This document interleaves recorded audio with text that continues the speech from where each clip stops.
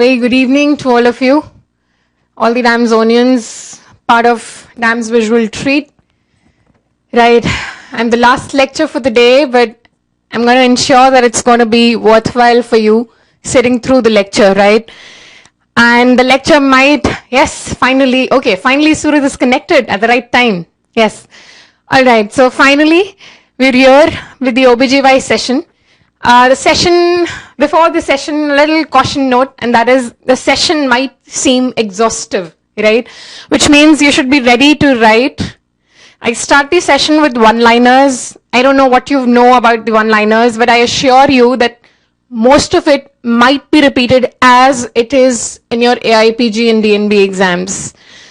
As far as PGI and other exams go, yes, these could be the options of the question itself, if not the question. Right? So these one-liners are very, very important. They're going to be framed as it is. Believe me, everything has been taken from a very, very from everywhere. Whatever I've taken is from very standard textbooks. So they're absolutely reliable. I've done my best to give you the best possible one-liners to give you an edge. The work that would be left at your end would be to mug it up before you go for the exam, right? So all you have to do is mug them up. They might seem exhaustive, but they're going to be very, very precious. I assure you of that, right? On that note, I would start with the one-liners. So it's going to be a mixed bag of one-liners, values, statements, right? So we start off. Are you all ready? Yes? Should we go ahead? All right. So the first one goes like, what is the incidence of partial mole? What is the incidence of partial mole?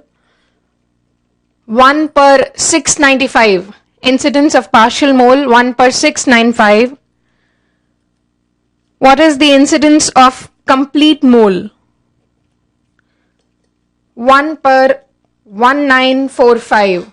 1 per 1945. Complete mole has a very high incidence of certain medical conditions which are asked in the exam. So when you talk about complete mole, they would ask you what percentage of patients develop preeclampsia in a complete mole. So it is 27% develop preeclampsia. How many develop hyperemesis? So 25% develop hyperemesis. Hyperthyroidism. Mind you, these are only seen in complete mole. So hyperthyroidism, 7% of patients would show hyperthyroidism, right? Hyperthyroidism, 7%. Patients with complete mole develop respiratory distress syndrome, right? They develop the RDS due to embolization. So what is the risk of embolization or RDS? It is 2%, right? It is 2%. Patients with complete mole have theca lutein cyst, right? They have theca lutein cyst. They would ask you what percentage of complete moles show theca lutein cyst. So theca lutein cysts are seen in 50% of complete moles. Again, a feature of complete mole, not partial. So they are present in 50% of complete mole. The next question is, what time do they take to regress? So what is the time taken by theca lutein cyst to regress? So they regress spontaneously. They regress spontaneously within 2 to 4 months of evacuation. So they regress spontaneously within 2 to 4 months of evacuation. Right? So this is, when do the theca lutein cysts regress? All right. The next is, what is the recurrence risk of a molar pregnancy? What is the recurrence risk after 1 molar pregnancy? The recurrence risk is 1%, right? The recurrence risk is 1%. We all know they metastatize most commonly to lungs. So lungs it is 80%, metastasis to lungs seen in 80%. Vagina, 20%. Vagina 30%. Vagina 30%. Pelvis 20%. Pelvis 20%. Liver and brain 10% each. Liver and brain 10% each. Alright, the next set. What is the average size of the sperm? So average size of the sperm is 55 micron meters. The average size of the sperm is 55 micron meters. What is the average size of the ovum? So mature ovum measures 120 micron meters. Mature ovum measures 120 micron meters. Please understand, if they ask you the size of mature follicle, it's a different question. So size of the mature follicle is not same as mature ovum. It will be, yes, 18 to 20 mm. 18 to 20 mm. Sperms achieve motility. So the motility is epididymis. The motility is epididymis. One word added in front of this, hypermotility. So hypermotility is in the female genital tract. So hypermotility in the female genital tract, motility in the epididymis.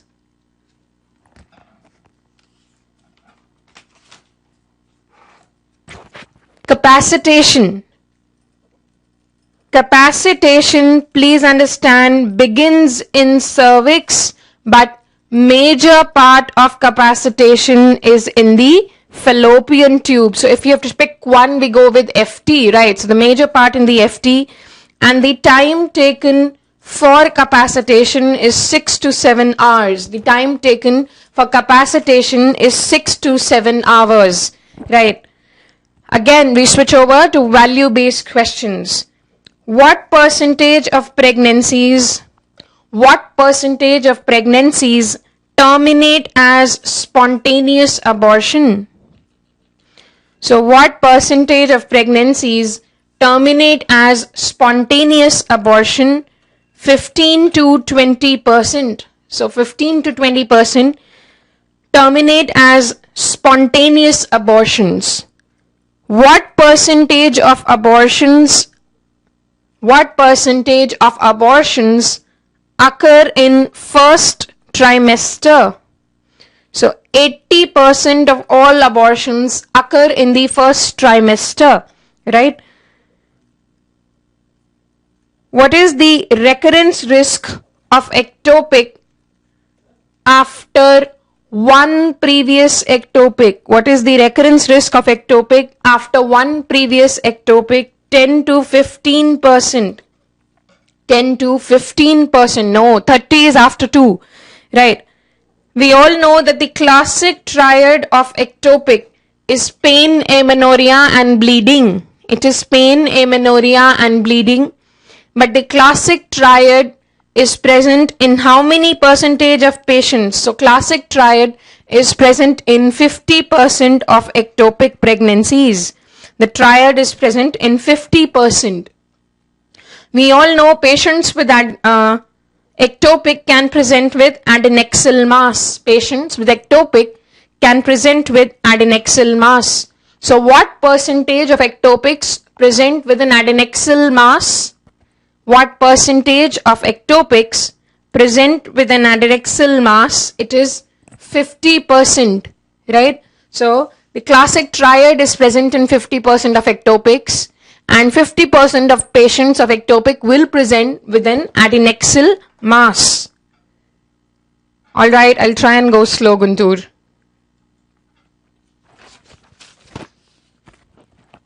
Alright, the next one is percentage of ectopic pregnancies where the ultrasound shows no abnormality. So it's a normal scan. What percentage of ectopic where the ultrasound show no abnormality? 25%. Okay, 25% present with no abnormality on ultrasound. Which is the most common site of non-tubal ectopic? The most common site of a non-tubal ectopic is ovary. The site of a non-tubal ectopic is ovary. What is the risk of ectopic pregnancy? What is the risk of ectopic pregnancy after sterilization? So after sterilization, it has a cumulative rate of 10%, right? So after sterilization, there is a cumulative rate of 10%. What is the incidence of heterotopic pregnancy? So when one intrauterine and one extrauterine coexist, it is a heterotopic pregnancy, and the incidence in general population is 1 in 30,000. The incidence of heterotopic pregnancy is 1 in 30,000.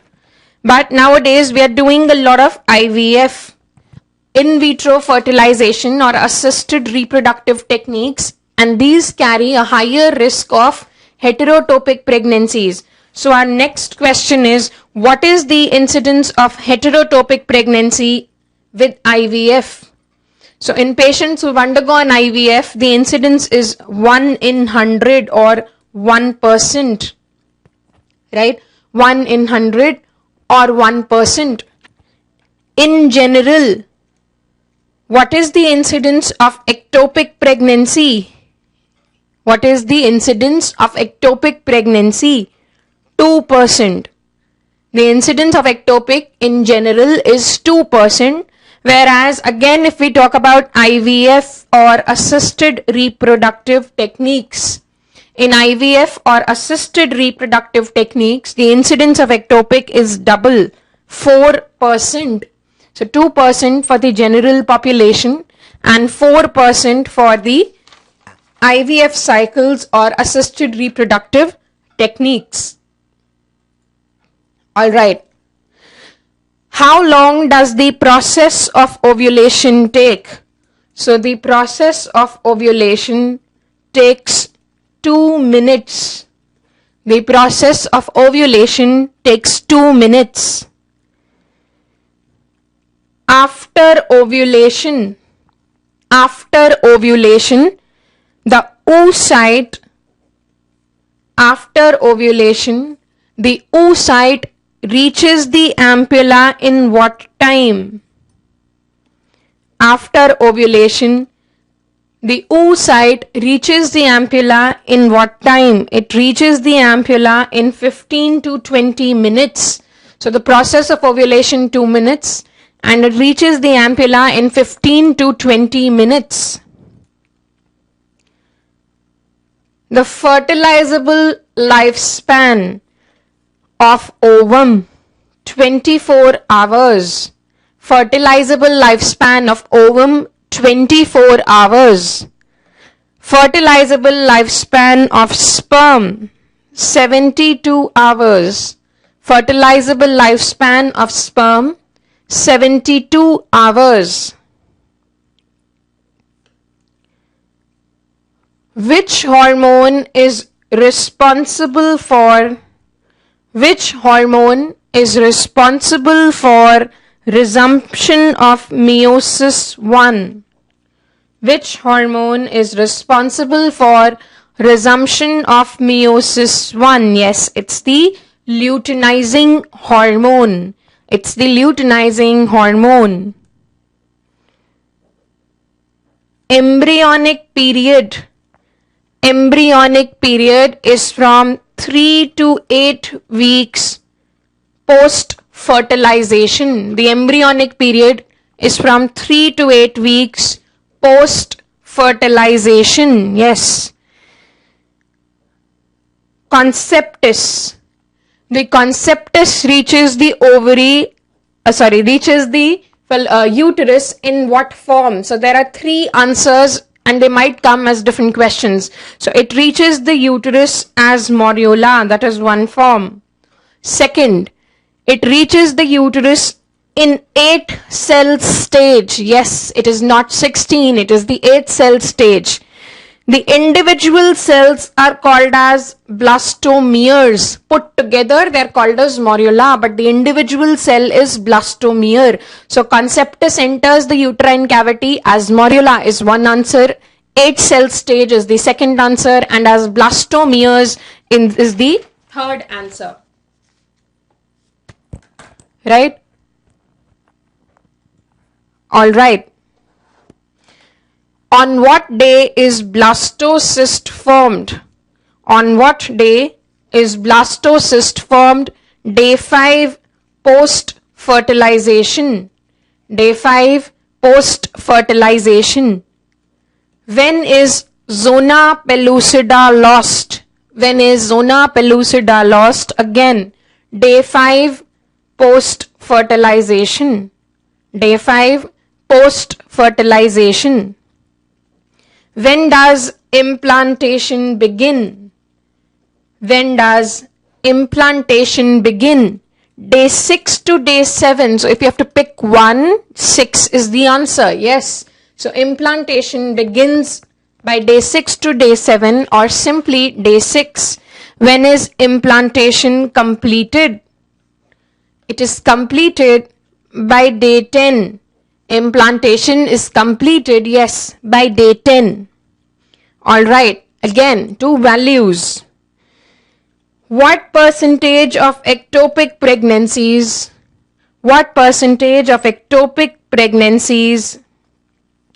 have a live fetus? What percentage of ectopic pregnancies have a live fetus outside the uterus? So the answer is 10%. Percentage of ectopics that have a live fetus outside the uterus, 10%. What percentage of PCOS patients are hirsute?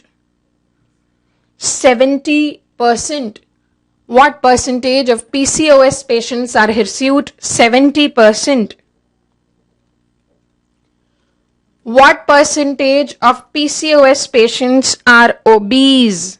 What percentage of PCOS patients are obese? 50%.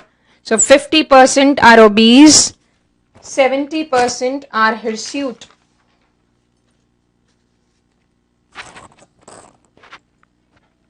Alright. Male factor alone is responsible for what percentage of infertility? Male factor alone is responsible for what percentage of infertility? Now that's the catch. When it says alone, the answer is 20%. Right? So it is 20%. Whereas if the question is male factor contributes, the male factor contributes to what percentage of infertility? Right, then it is 30 to 40%. 30 to 40%. Female factor contributes 40 to 55% of infertility. Female factor contributes 40 to 55% of total cases. Unexplained contributes 10% of all cases of infertility. Unexplained contributes 10% to all cases of infertility. Among female factor,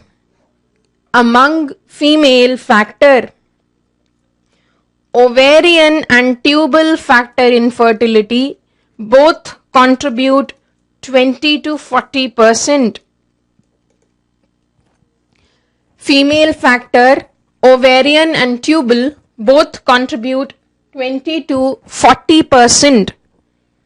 Unexplained, again, within the female, unexplained remains as 10%. Unexplained remains as 10%. Then comes uterine factor, contributes 15%.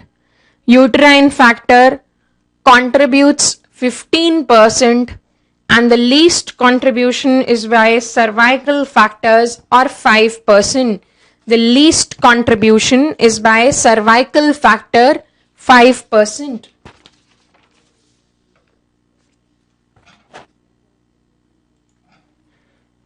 All right. Where does implantation occur? So implantation occurs, what that is, we mean what is the site. So the most common site for implantation, no, it is not the fundus. Upper posterior wall. The answer is upper posterior wall in mid sagittal plane. Upper posterior wall in the mid sagittal plane is the most common site for implantation, right? All right. Primary stem villi formed by day 13. Secondary stem villi day 16. Tertiary stem villi day 21. Tertiary stem villi day 21. Right, we've given it this one before, but I would like to give you still. So uteroplacental circulation established by day 12. Uteroplacental circulation established by day 12, whereas the fetal circulation established by, yes, day 21. Fetal circulation day 21.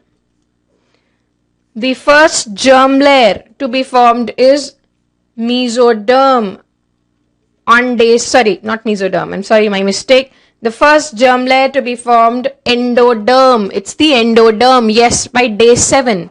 Formed by day 7. Up till what cell stage? Up till what cell stage are the cells totipotent?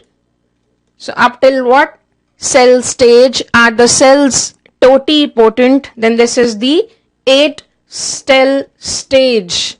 Up to the 8 cell stage, the cells are totipotent.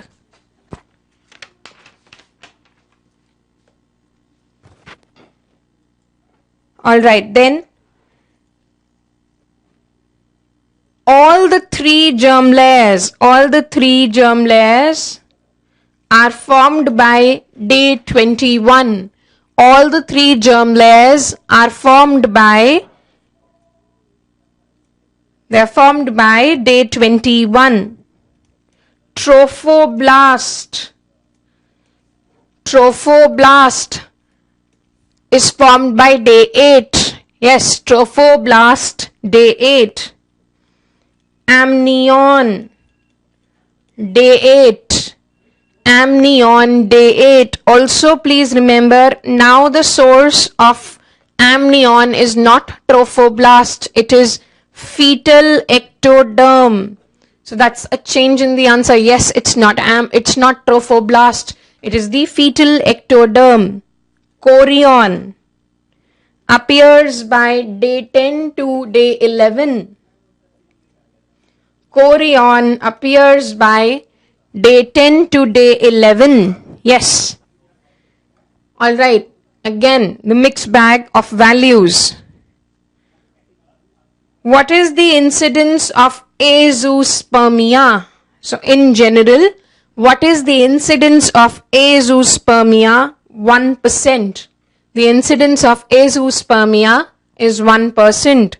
But if they ask us the incidence of azoospermia, in infertile men. So in infertile men, this value is as high as 10 to 15%. The incidence of azoospermia is 10 to 15% in infertile men. What is the average age for menopause? 51 years. The average age for menopause is 51 years. Whereas if they ask you the average age of menopause in India, right, 47 years. So the average age for menopause in India is 47 years. What is the average age for menarche? What is the average age for menarche? 12.5 years. The average age for menarche is 12.5 years. They're very fond of asking us T half of hormones. So T half of LH, 20 minutes. The T half of LH, 20 minutes. T half of FSH, 4 hours. T half of FSH, 4 hours. T half of HCG, 36 hours. T half of HCG, 36 hours. T half of human placental lactogen, 10 to 30 minutes. T half of HPL, 10 to 30 minutes. And the shortest half-life, GnRH, 2 to 4 minutes. The shortest half-life, GnRH, 2 to 4 minutes. What are the peak levels of luteinizing hormone? What are the peak levels of luteinizing hormone during the menstrual cycle? So the peak levels of luteinizing, okay, somebody is asking me oxytocin, we'll write it here. 3 to 5 minutes, single best answer, always 3 minutes, right? Okay, so the peak levels of LH during the menstrual cycle are 75 nanograms per ml. It is 75 nanograms per ml. That's the peak levels of LH during the menstrual cycle.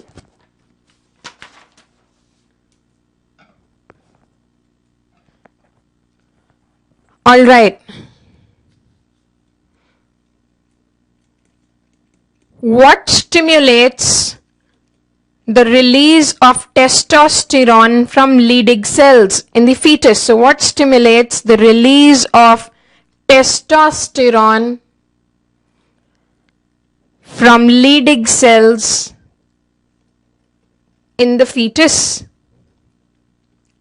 So it is HCG. HCG, that's the main hormone. The other name that you should know is ACTH, but a single best answer, HCG. What stimulates the release of testosterone from the Leydig cells? It is HCG. All right. Although we all know it, but since we are compiling, testes 7 weeks, ovaries 8 weeks. Testes 7 weeks, ovaries 8 weeks, gonadal ridge 5 weeks, gonadal ridge 5 weeks, internal genitalia 10 weeks, internal genitalia 10 weeks, external genitalia 12 weeks. External genitalia 12 weeks. Oogonia are found in the ovary at 9 weeks. Oogonia are found in the ovaries at 9 weeks. Primary oocyte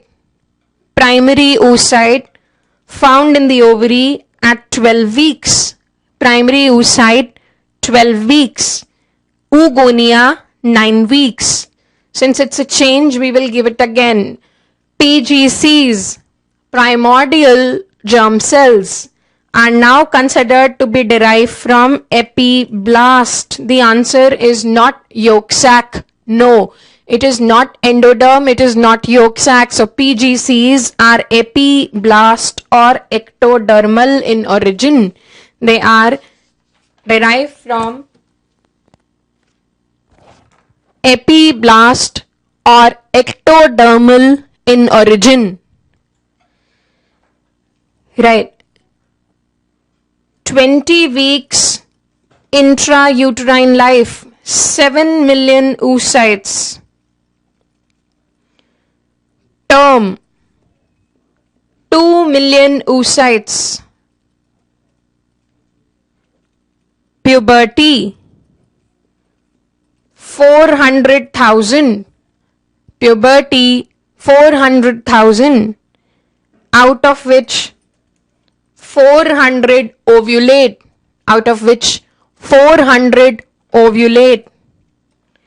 How many undergo atresia every month? 1,000. How many undergo atresia every month? 1,000. Right. Switch over to values again. What is the progesterone secretion? What is the progesterone secretion at term in a singleton pregnancy? So progesterone secretion at term in a singleton pregnancy is 250 milligrams per day. It is 250 milligrams per day. In a multi-fetal pregnancy, it is 600 milligrams per day. In a multi-fetal pregnancy, 600 milligrams per day. What is a cribriform hymen? What is a cribriform hymen? So a hymen with multiple openings. A hymen with multiple openings is a cribriform hymen. What is an annular hymen? So a hymen with one opening is a annular hymen.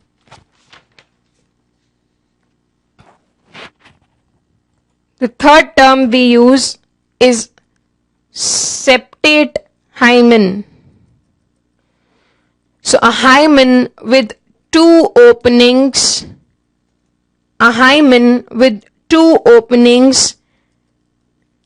and a band in between is a septate hymen. A hymen with two openings and a band in between is a septate hymen. We all know PID causes tubal infertility. So, one episode of PID causes tubal infertility in how many women? 8%. One episode of PID causes tubal infertility in 8% women. 2 episodes, 20%. 2 episodes would cause infertility in 20%, and 3 episodes would cause infertility in 40% women. Yes, so 8, 20 and 40 episodes of PID that can cause tubal factor infertility. Precocious puberty, when nothing is mentioned, white or black. Precocious puberty is taken as before 7 years. Precocious puberty before 7 years of age. A confusing term is precocious menarche. Precocious menarche when it occurs before 9 years of age. So precocious menarche is 9 years of age. Alright, things to know about the placenta. 500 grams is the weight at term. 500 ml is the volume at term. We describe it as hemochorial. It is hemochorial. It has a surface area of 12 meters square. It has a surface area of 12 meters square. Number of spiral arterioles in the intervillous space. Number of spiral arterioles in the intervillous space at term.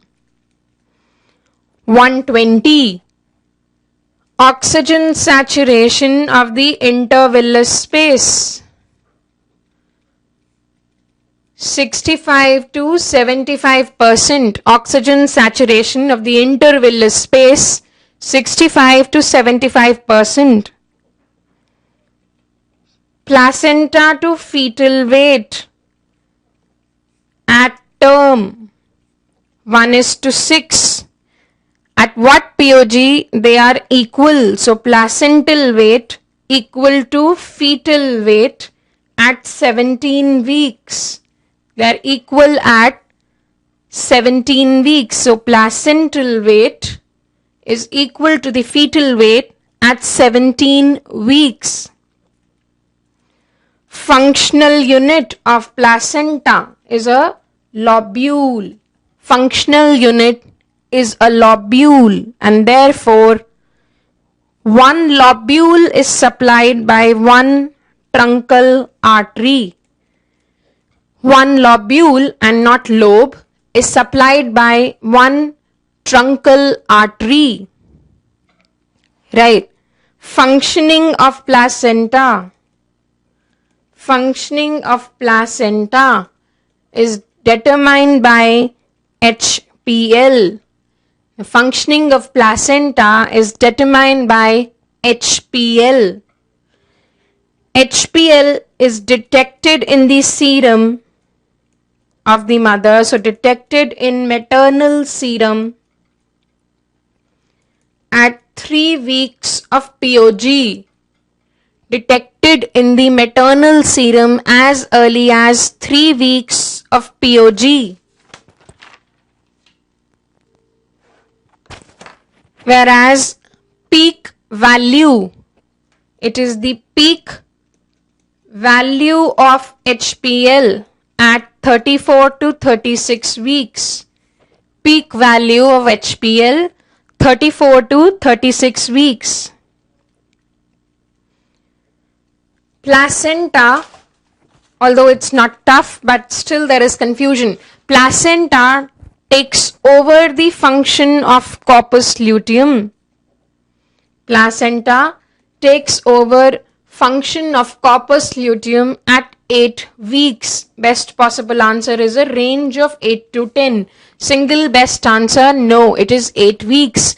Placenta takes over the function of corpus luteum at 8 weeks. Right. They ask you what is the rate of intrauterine pregnancy? What is the rate of intrauterine pregnancy after one ectopic?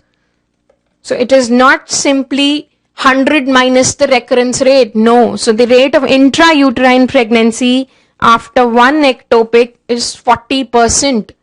The rate of intrauterine pregnancy after one ectopic is 40%. What is the incidence of PCOS? We all know PCOS is becoming rampant. So what is the incidence of PCOS? 5 to 10%. The incidence of PCOS is 5 to 10%.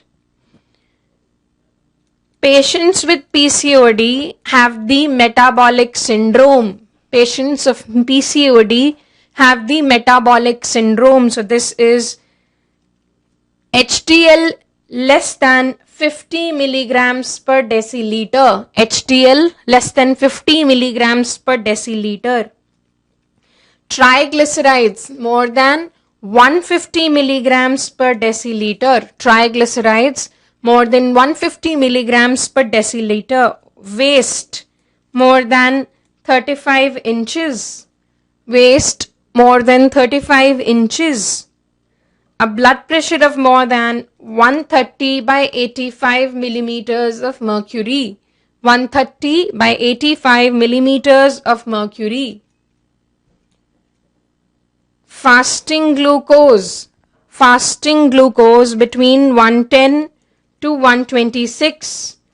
Fasting glucose between 110 to 126, or a PP glucose of 140 to 199. A PP glucose of 140 to 199 is, now any three of these, if they are met, then we make a diagnosis of metabolic syndrome, right?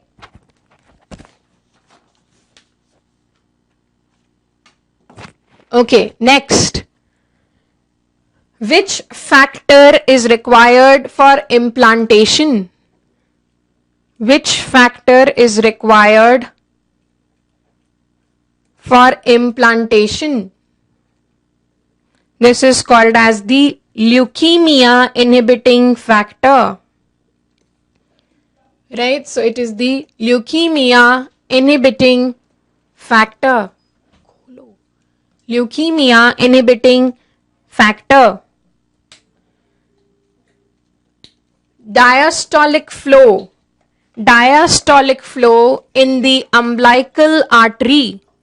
Diastolic flow in the umbilical artery appears at 10 weeks.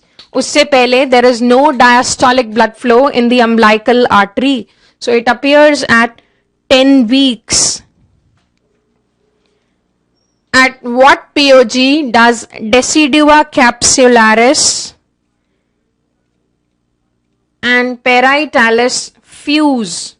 At what POG decidua capsularis and parietalus fuse? 14 to 16 weeks. What is the maximum thickness of decidua in pregnancy? What is the maximum thickness of decidua in pregnancy? It is 10 mm, right? It is 10 mm, which is reached at the end of first trimester. So it is 10 mm. The macrophages, that are the fetal macrophages, which are found in the intervillous space. What are they called? I'm sure you must be knowing it. What are they called? Hofbauer cells. Yes, so the fetal macrophages found in the intervillous space are the Hofbauer cells.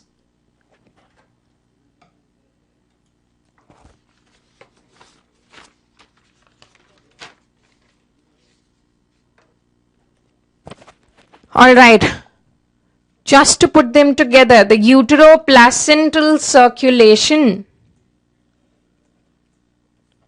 450 to 650 ml per day.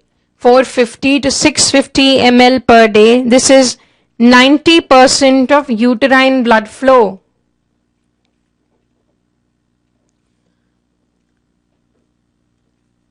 Blood flow to uterus at term, 750 ml per minute. It is 750 ml per minute. This is 10% of cardiac output. This is 10% of cardiac output. Fetal blood volume, 125 ml per kg. Fetal blood volume, 125 ml per kg. Please remember, it is the chorion frondosum which forms the placenta.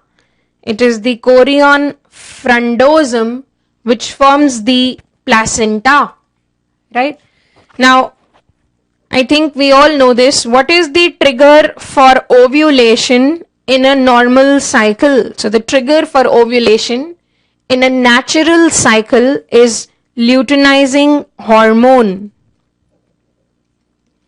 Right, so the trigger for ovulation in the natural cycle is LH.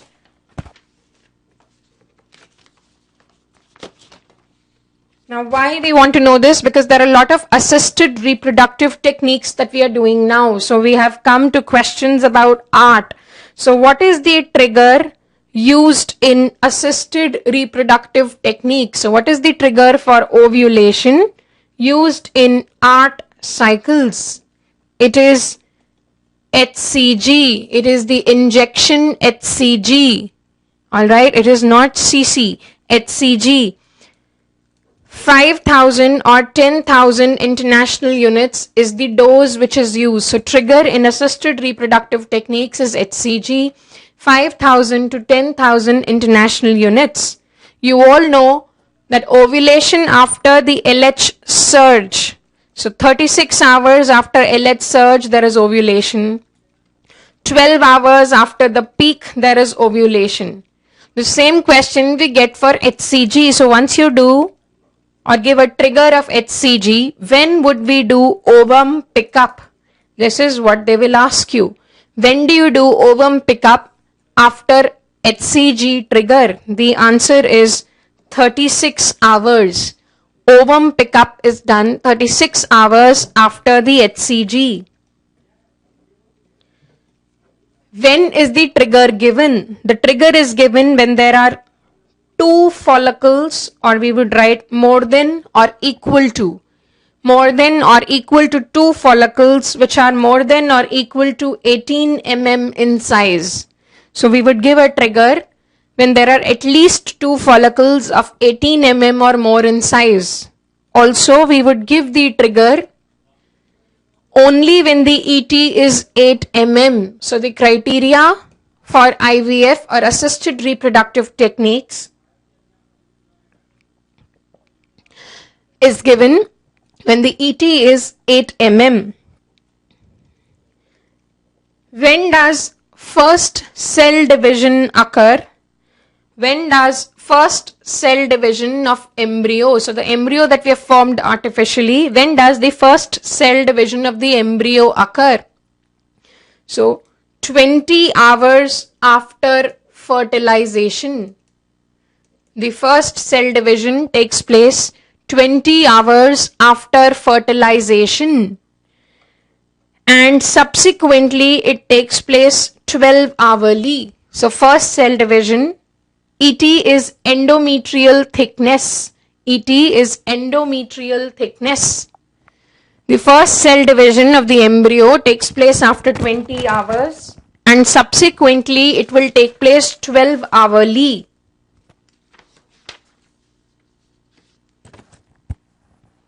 In what stage? The next question. In what stage do we transfer the embryo? In what stage do we transfer the embryo in an ART cycle? The answer is blastocyst. So here it is not morula. The answer is blastocyst.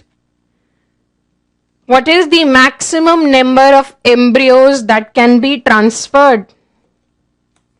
What are the maximum number of embryos that can be transferred? Yes, it is 3. Where do we place the embryo? So once you're doing an embryo transfer, is it just placed anywhere in the uterus? So the embryo is placed characteristically 2 centimeters below the fundus. This is done under ultrasound guidance. The embryo is placed 2 centimeters below the fundus. What threshold? Now this is a different question from what you have done before. What is the threshold for ongoing pregnancy? What is the threshold of HCG is what we're trying to ask you. What is the threshold of HCG for ongoing pregnancy? The criteria is this, and this is in terms of ART cycle. So once you've done an embryo transfer, what value of HCG indicates an ongoing pregnancy? So a value of more than 200 milli international units per ml, a value of more than 200, and these are serum values. So a value of more than 200 milli international units per ml on when? When do we do it? Day 12 after embryo transfer. indicates an ongoing pregnancy. So a value of more than 200 milli international units on day 12 after the embryo transfer indicates an ongoing pregnancy. All right.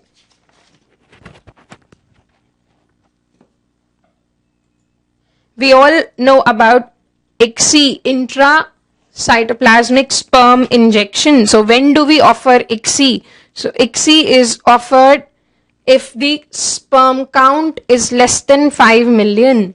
ICSI is offered if the sperm count is less than 5 million or the motility is less than 5%. So ICSI is offered as a specialized form of IVF if the count is less than 5 million and if the motility is less than 5%. ICSI as compared to IVF has a higher risk of congenital anomaly. The risk of congenital anomaly with ICSI is 4%, and the one that is known commonly to be happening is hypospadias. So the risk of congenital anomaly with ICSI is 4%, while that with IVF is 2%. That with IVF is 2%. Okay, some questions on malignancies. What is the peak age incidence for ovarian cancer? So single best answer, 60 years. Peak age incidence for ovarian cancer, 60 years. Oral contraceptive pills, you all know, are protective for CA ovary. So OCPs reduce the risk of ovarian cancer by how much? They reduce the risk of ovarian cancer by 50%. Now please understand, these are value based questions. अगर आप 50 का 40 कर दोगे आपके लिए सिर्फ 10% ऊपर नीचे है, but it's a wrong answer, right? So they reduce the risk of ovarian cancer by 50%. Childbirth is protective for ovarian cancer. So having one child reduces the risk. Having one child reduces the risk of ovarian cancer by 40%. It reduces the risk of ovarian cancer by 40%. Next, what is the most common mets to ovary, or which cancer most commonly causes metastasis to ovary? So, the first in the list is colon cancer. No. So, colon cancer. Then the next best answer is breast cancer, followed by gastric cancer, and then comes appendiceal cancers. So, it is colon, breast, followed by gastric or stomach, and appendiceal cancers. What is the most common cause of pseudomyxoma peritonei? What is the most common cause of pseudomyxoma peritonei? What is the answer? It is not a mucinous cystadenocarcinoma of ovary. It is appendiceal cancer. The most common cause of pseudomyxoma peritonei is appendiceal cancer. Ovarian or which ovarian cancer has highest risk of endometrial cancer?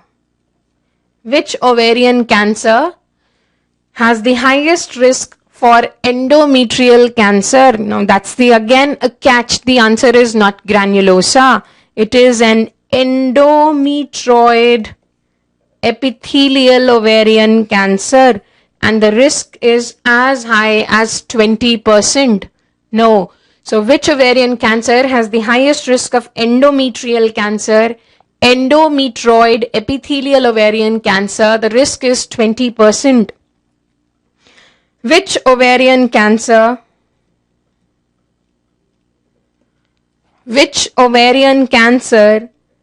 has highest risk of endometriosis?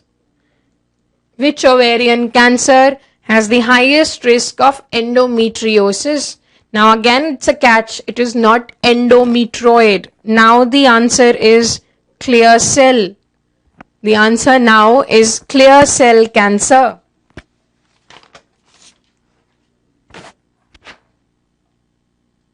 Alright, next one-liner. Women with primary breast cancer, by how much is the risk of ovarian cancer increased in them? So the risk of ovarian cancer is increased in them, or we say it is twice that of general population. So the risk in primary breast cancer patients is twice that of general population. After a BSO, bilateral salpingo-oophorectomy, so after a BSO, the risk of ovarian cancer is reduced by 80%. The risk of ovarian cancer is reduced by 80%. Whereas after a BSO, the risk of breast cancer is reduced by 50%. The risk of breast cancer is reduced by 50%. What percentage of ovarian neoplasms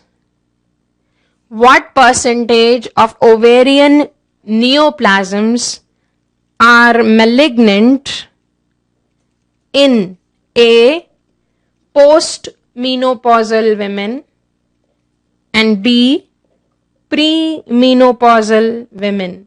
So what percentage of ovarian neoplasms are malignant in post-menopausal women?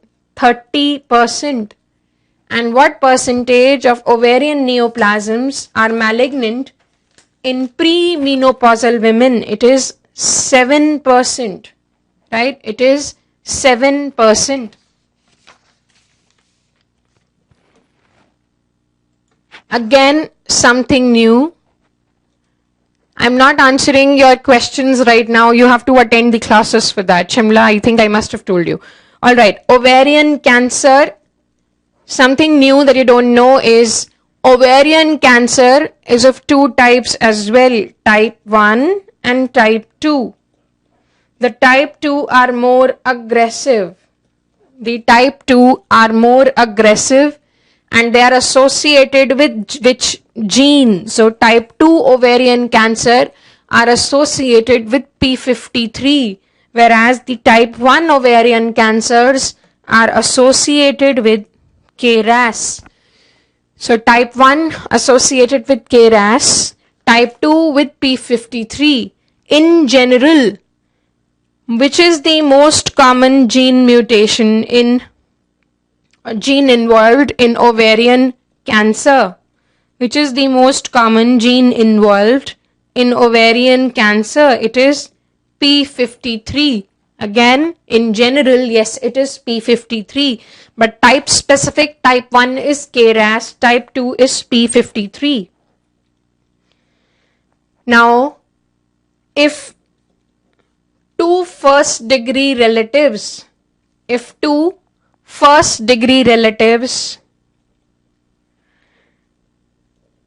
have premenopausal ovarian cancer,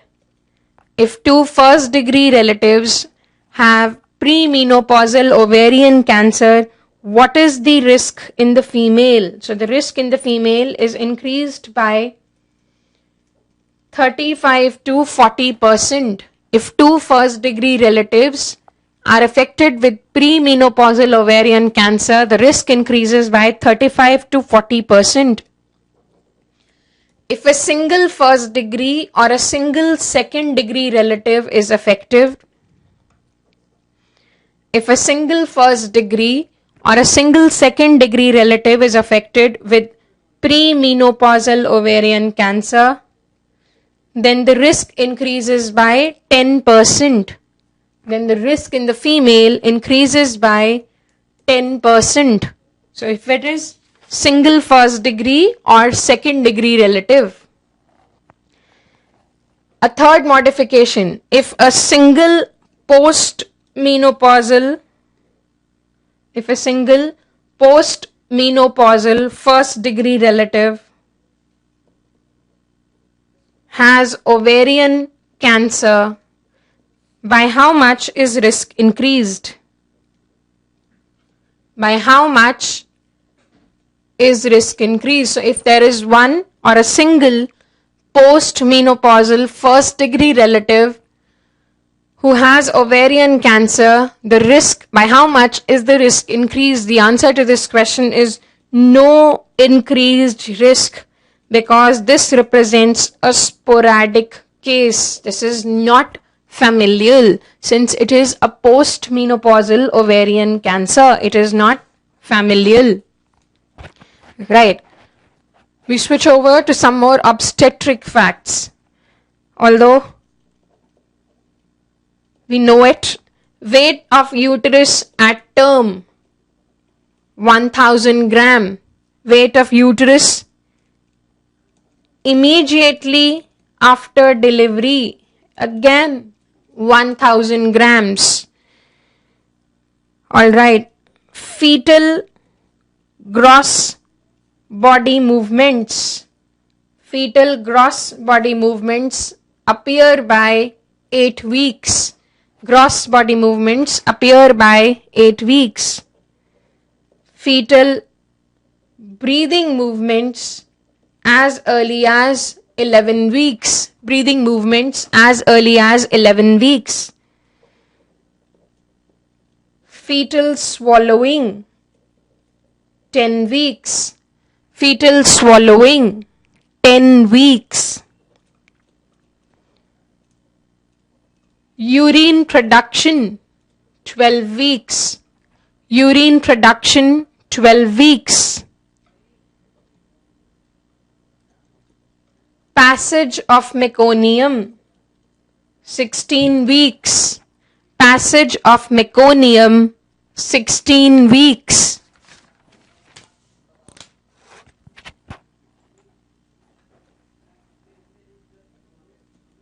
Sucking, 24 weeks. Hearing, again 24 weeks. Light perception, 28 weeks. Light perception, 28 weeks.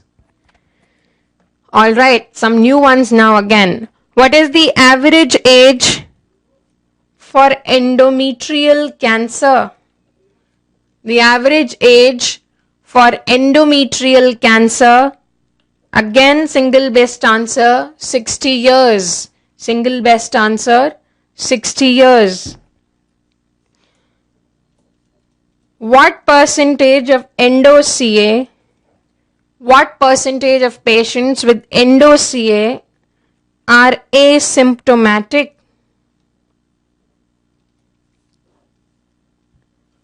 Less than 5%. What percentage of patients with endo-CA are asymptomatic? Less than 5%. What percentage of patients with post-menopausal bleeding? What percentage of patients with post-menopausal bleeding have endo-CA? 10%. What percentage of PMB have endo-CA? 10%. What percentage of endo-CA, what percentage of endometrial cancer occur at less than 40 years? What percentage of endo-CA occur at less than 40 years? Again, the answer is less than 5%. So less than 5% of patients with endo-CA occur at less than 40 years of age. What percentage of patients with endo-CA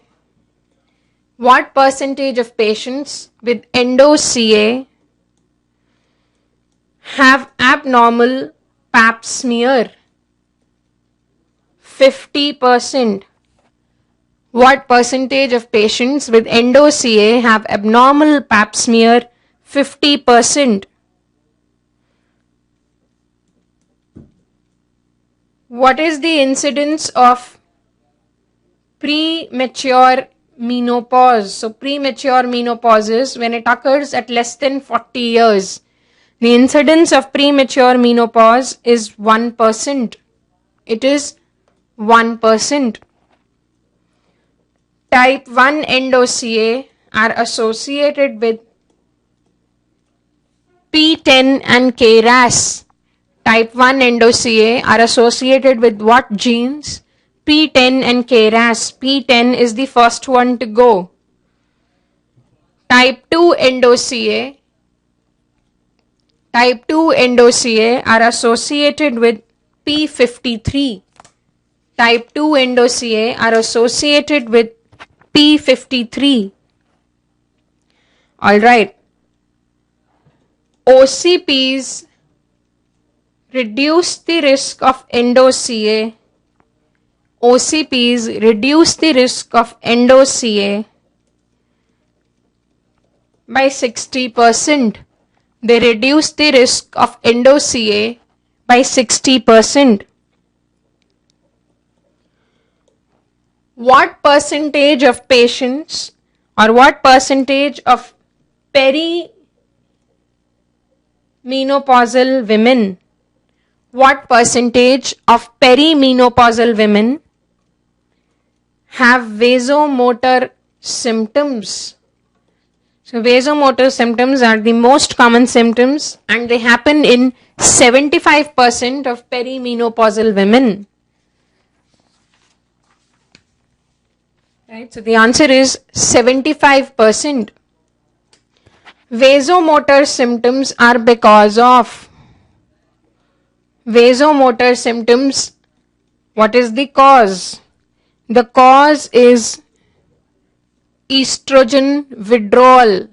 Please understand, it is not estrogen deficiency. The correct term is estrogen withdrawal. The vasomotor symptoms coincide with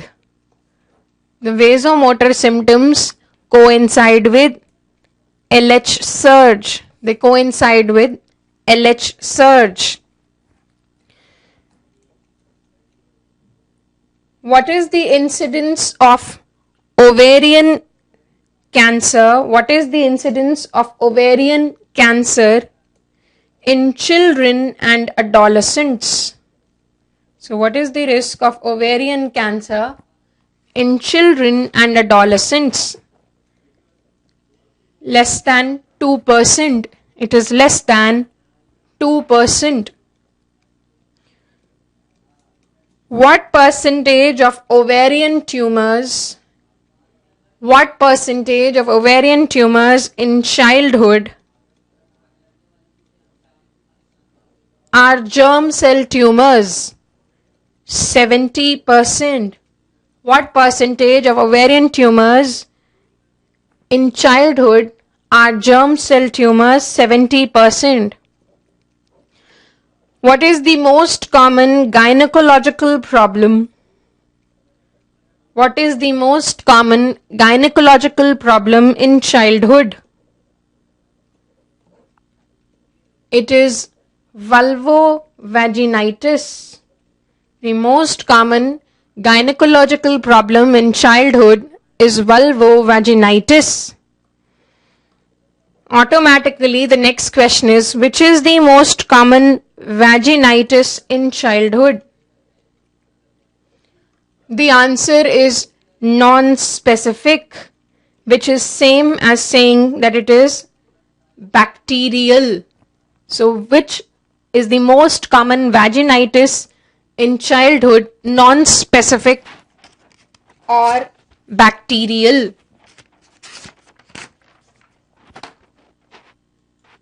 Okay, next one. Which is the most common functional ovarian cyst? Which is the most common functional ovarian cyst? The answer is follicular cyst. The most common ovarian functional cyst is a follicular cyst. Adolescents have highest risk of which infection? The adolescents have highest risk of chlamydial infection. They have the highest risk of chlamydial infection. Which is the most common cyst to rupture? The most common ovarian cyst to rupture is a corpus luteal cyst. The most common cyst to rupture is a corpus luteal cyst. What percentage of women with ovarian CA or ovarian cancer have synchronous endometrial cancer? So what percentage of patients with ovarian cancer have synchronous endometrial cancer? 10%. It is 10%.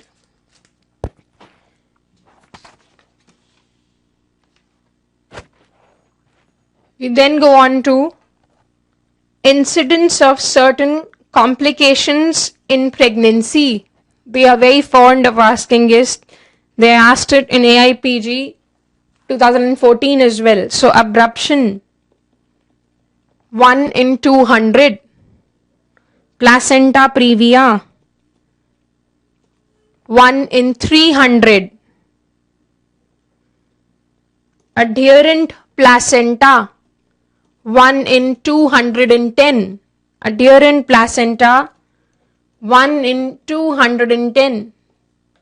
Inversion, 1 in 3000.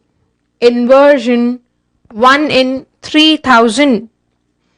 Ectopic, although we have talked about it before, 2%, which is 2 in 100, right? 2% for ectopic. Monozygotic twins, the incidence of monozygotic twins is always constant, which is 1 in 250, which is 1 in 250. They also ask us the recurrence rates.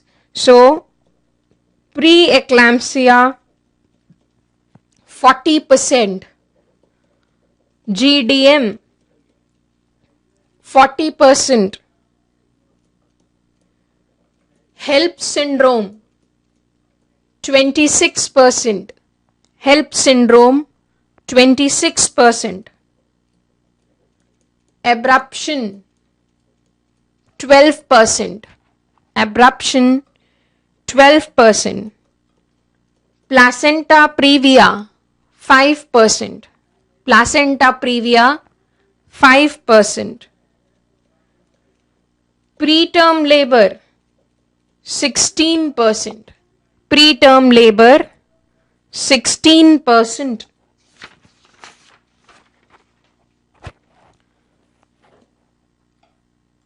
A couple more to go. What is the incidence of shoulder dystocia? What is the incidence of shoulder dystocia in GDM? 3%. The incidence of shoulder dystocia in GDM, 3%. What percentage of women with GDM develop overt diabetes? 50%. What percentage of women with GDM develop overt diabetes? 50%. What ovarian volume is considered abnormal in premenopausal women and post-menopausal women? So for premenopausal, the cutoff is more than or equal to 20 cc. For post-menopausal women, the cutoff is more than or equal to 10 cc. Size 8 centimeters, right? All right. They ask you about the weight of fetus at different POGs. 16 weeks, 110 grams. 20 weeks, 300 grams. This is current AIPG and DNB questions, right? So 20 weeks, 300 grams. 24 weeks, 630 grams. 28 weeks, 1100 grams. 32, 1800 grams. 36, 2500 grams. 40, 3400 grams. 40, 3400 grams. What is the risk of GCA in overt diabetes? That's the next one to go. So last 4, 5. What is the risk of GCA in overt diabetes? 5%. What is the stillbirth rate in diabetes? What is the stillbirth rate in diabetes in pregnancy? 1%. It is gross congenital anomaly. GCA is gross congenital anomaly. What percentage of women with diabetes, what percentage of women with diabetes have infections? 80%. What percentage of women with diabetes have infections? 80%. Which is the most common infection in pregnancy? Whether you talk about diabetics or non-diabetics, the answer is UTI. It is urinary tract infections. The incidence of UTI in pregnancy is 2 to 7%. The incidence of UTI in pregnancy is 2 to 7%. Finally, what is the incidence of acute pyelonephritis in pregnancy? What is the incidence of acute pyelonephritis in pregnancy? 4%. The last one before we go to the visual session, right? And that is, what percentage of asymptomatic bacteriuria, what percentage of asymptomatic bacteriuria develop symptomatic infection? And this is 25%.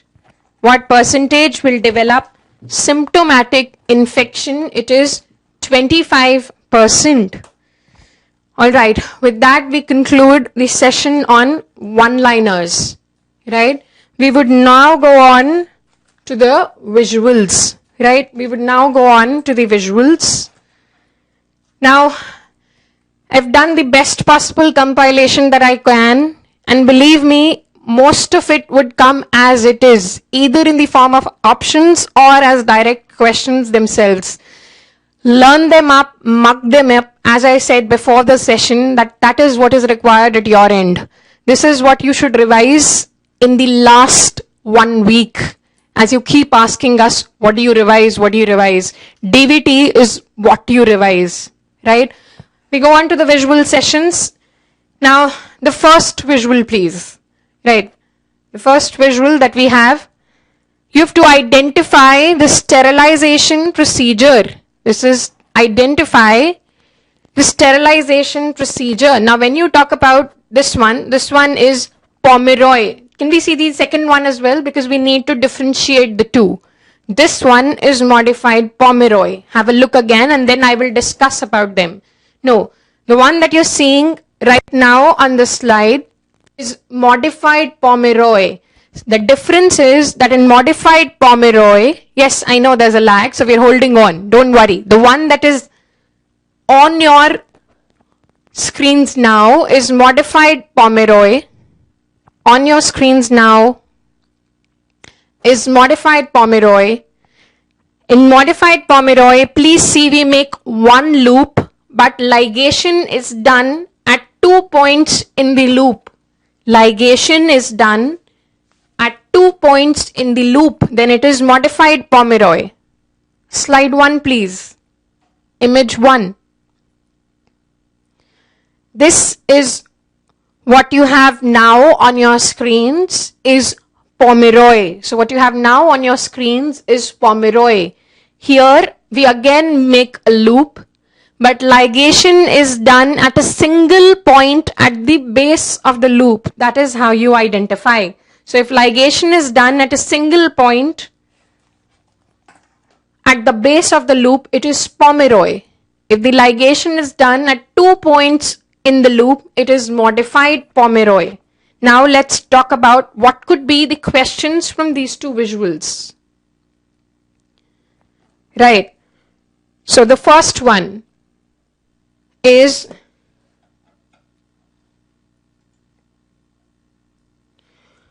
what is the failure rate of Pomeroy and what is the failure rate of modified Pomeroy? So for Pomeroy, it is 0.4. For Pomeroy, it is 0.4. For modified Pomeroy, it is 0.2. Modified Pomeroy, 0.2. Pomeroy, 0.4. Modified Pomeroy or Pomeroy are the most commonly used methods in postpartum sterilization. They are the most commonly used methods in postpartum sterilization. They might ask you they may give you the image and ask you at what level are you doing the ligation. So it is done at the level of isthmus. What part is being ligated? It is the isthmus. They might ask you the following procedure by showing you the image. The following procedure destroys what length of fallopian tube? So what length of the fallopian tube is destroyed? No, it is 3 centimeters. It destroys 3 centimeters of the fallopian tube. Postpartum sterilization is something that they are asking question on every year, every exam. So postpartum sterilization. Just a few key things quickly. Ideally done within 48 hours of delivery. Can be done up to 7 days. If not done in 7 days, then it is to be done at more than or equal to 42 days or 6 weeks. The most commonly used method for postpartum sterilization is mini lap. Mini lap or mini laparotomy. Please understand, laparoscopy is not used for postpartum sterilization. Also, please understand, for the same reason, fallope ring is not used for postpartum sterilization. Among the surgical methods, so among the various surgical methods of ligation, least failure rate, this is the order. Uchida has the least failure rate, followed by Irving. So if Uchida is not in the options, we go with Irving. If that is not in the options, we go with modified Pomeroy. We go with modified Pomeroy. Please understand, modified Pomeroy is also called as the Parkland method. Modified Pomeroy is also called as the Parkland method. So if modified Pomeroy is not in the options, go with Parkland. Usually Uchida and Irving are not in the options. So you would, if you are asked least failure rate as a mixture of various surgical and mechanical methods, then unipolar cautery has a least failure rate among all the methods used. Otherwise, unipolar cautery followed by modified Pomeroy, right? Unipolar cautery followed by modified Pomeroy, and among all ligation methods, highest failure rate, clips followed by bipolar cautery. Clips followed by bipolar cautery. To be precise, these are the Halka clips. These are the Halka clips. Alright. Let's go to image number 3.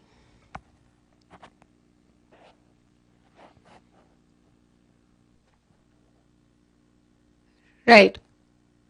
So what is the third image? Next one, the third image. Right. What is this device? So this is an intrauterine device. It's an intrauterine device, and this is what is Mirena. So this is what Mirena looks like. Yes, it's a Mirena. Please understand, the horizontal limb does not have any drug. It's only the vertical limb which has the drug delivery system. See, the vertical limb is thicker. So the thicker limb has the drug delivery system. Alright. So let's talk about what you should know about Mirena. Alright.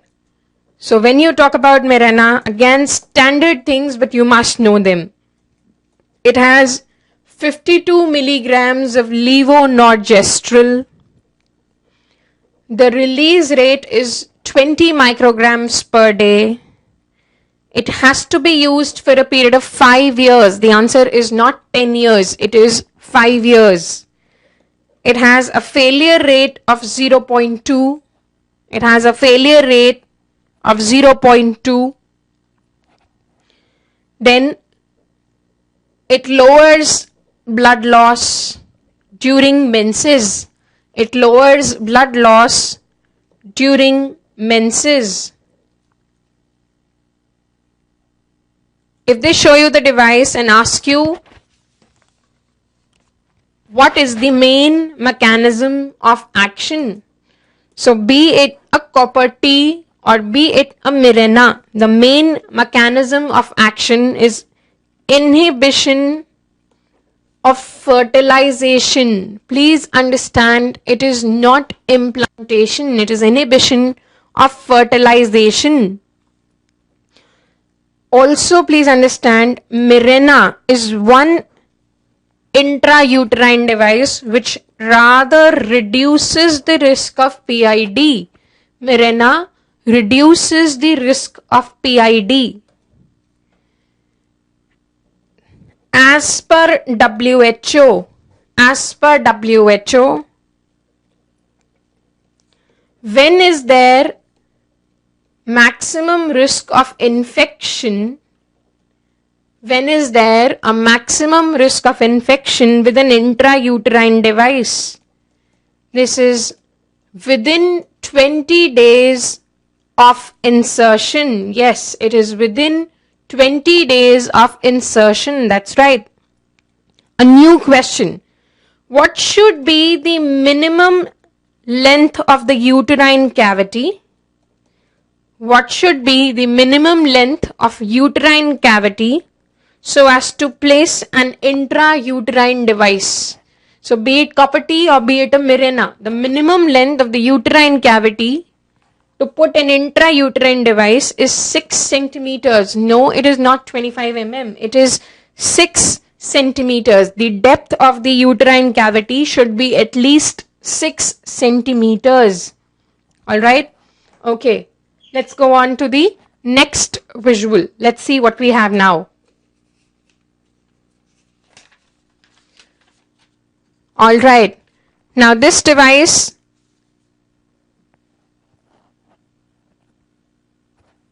let's let it get loaded into the other systems. Yes, so it is loading. Right, so what you see now, although it labels what it is, implanon, what you have to see is, you see an inserting device at the end of which is attached a single rod. Implanon is a single rod implant, right? So it is a single rod subdermal implant. Let's talk about it now. What you need to know.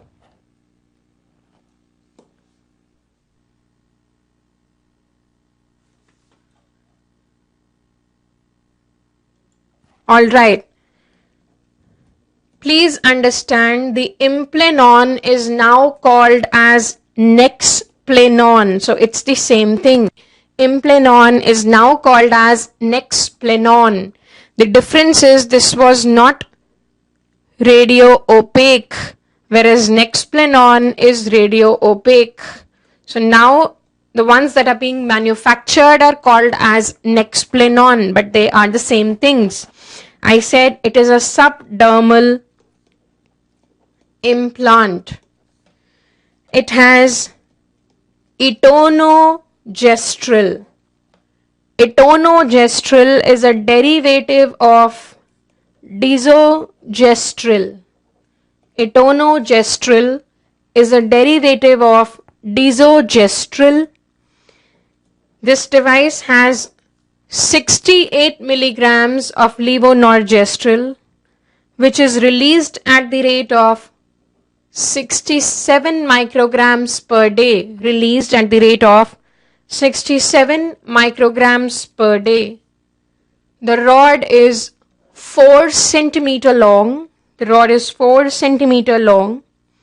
It is used for a period of 3 years. It is used for a period of 3 years.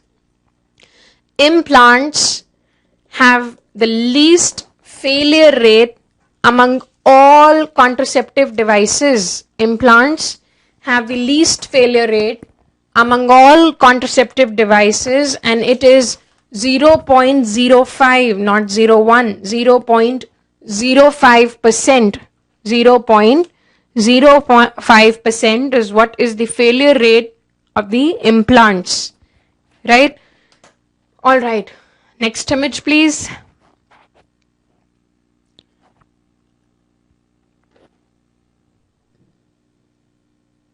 Right. So it's getting loaded at your places. Hold on.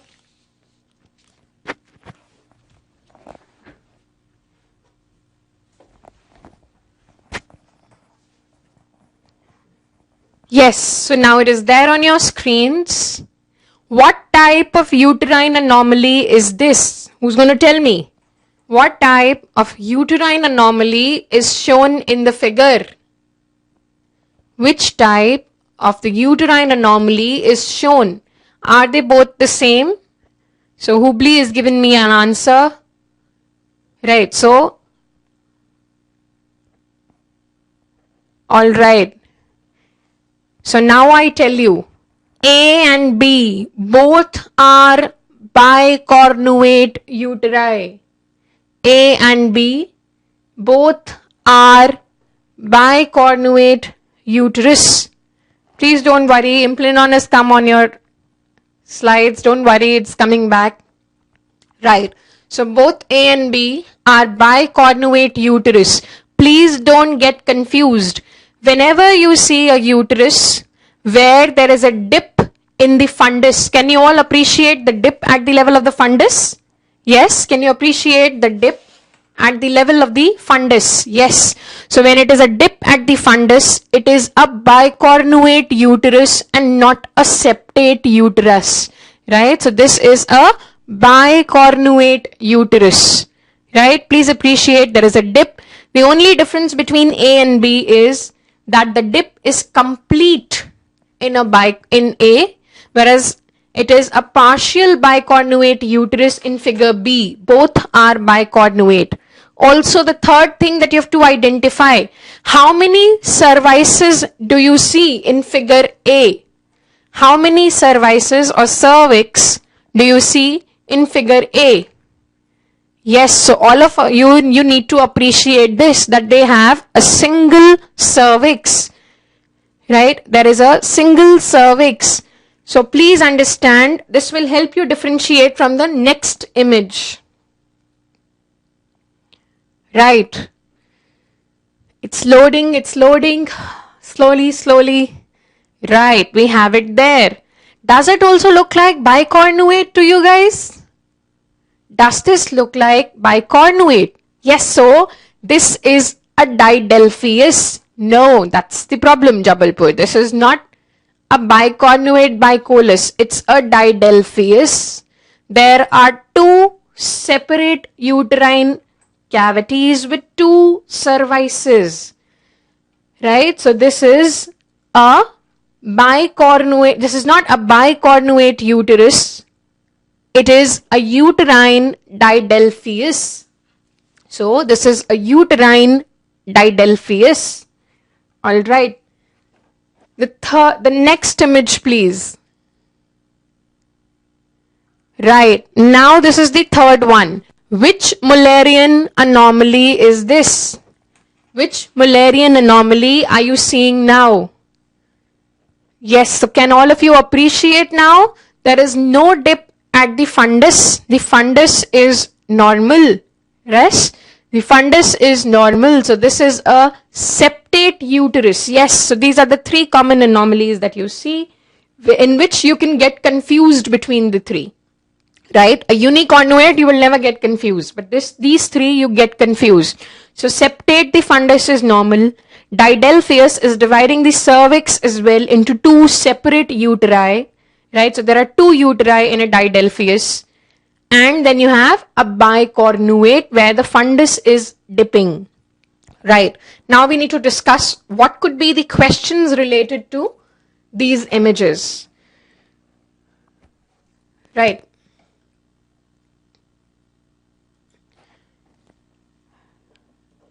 The most common Mullerian anomaly is a bicornuate uterus.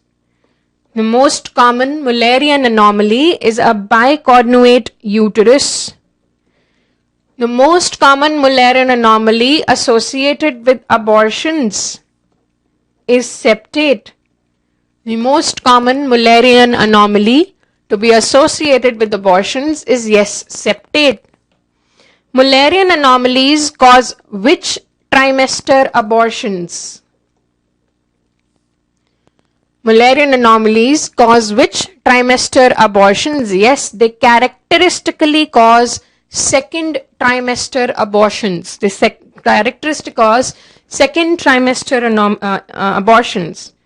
Alright, which Mullerian anomaly is associated with infertility? So infertility is unicornuate uterus. Association with infertility, highest is with unicornuate uterus. Which has best reproductive outcome? Which has the best reproductive outcome? It is an arcuate followed by didelphius. No, if arcuate is in the options, we go with arcuate. Next is didelphius and next is bicornuate. So this is what we prefer, right? So arcuate, didelphius and bicornuate uterus. Now if they show you an image of a didelphius and they ask you which reproductive outcome or problem does it cause? Which reproductive problem does a didelphys uterus cause? Go with preterm labor. Uterine didelphys has a strong association with preterm labor, right? So that is what we mark. All right.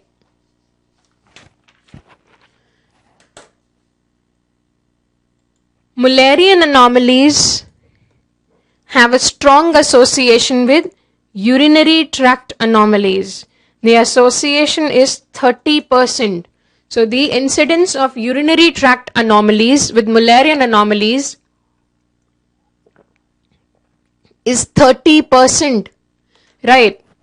But they will ask you which Mullerian anomaly has highest association with urinary tract anomalies.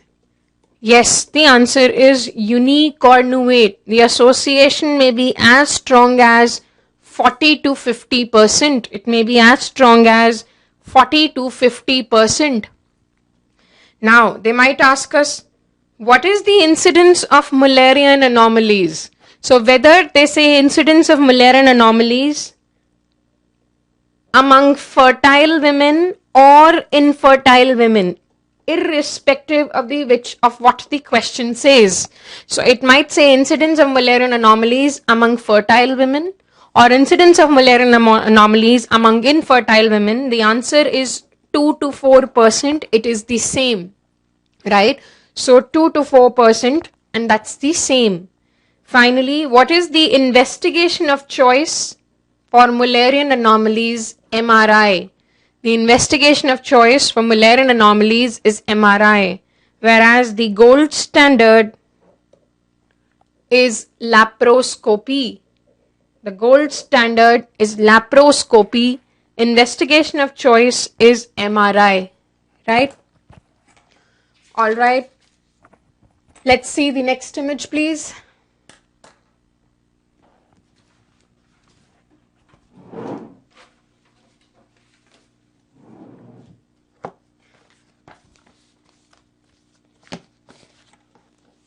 Right, it's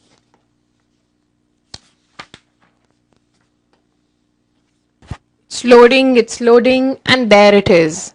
Right. So what is figure A and what is figure B? Right. So tell me about figure A. What is figure A? All right. Right. So figure A is correctly said is the twin peak sign, and figure B is what sign? It's the T sign. That's correct. So figure A is the twin peak sign and figure B is T, or correctly said inverted T. Both are acceptable. T or inverted T.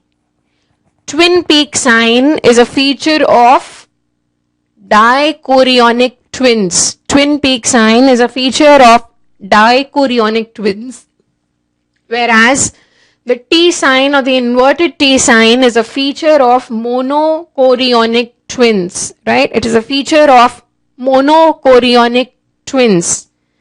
Let's look at this next image. It is similar, and then we will go on to discussion. So the next image, please. Image.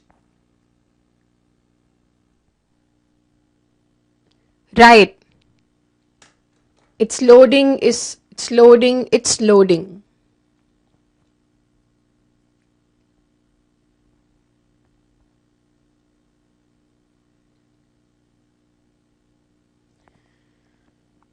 Right. Although the pics are labeled, so you have them on your screens now and they are labeled for you people, but who is going to tell me why do I say that both these type of twins are monoamniotic? Why am I saying that these twins are monoamniotic?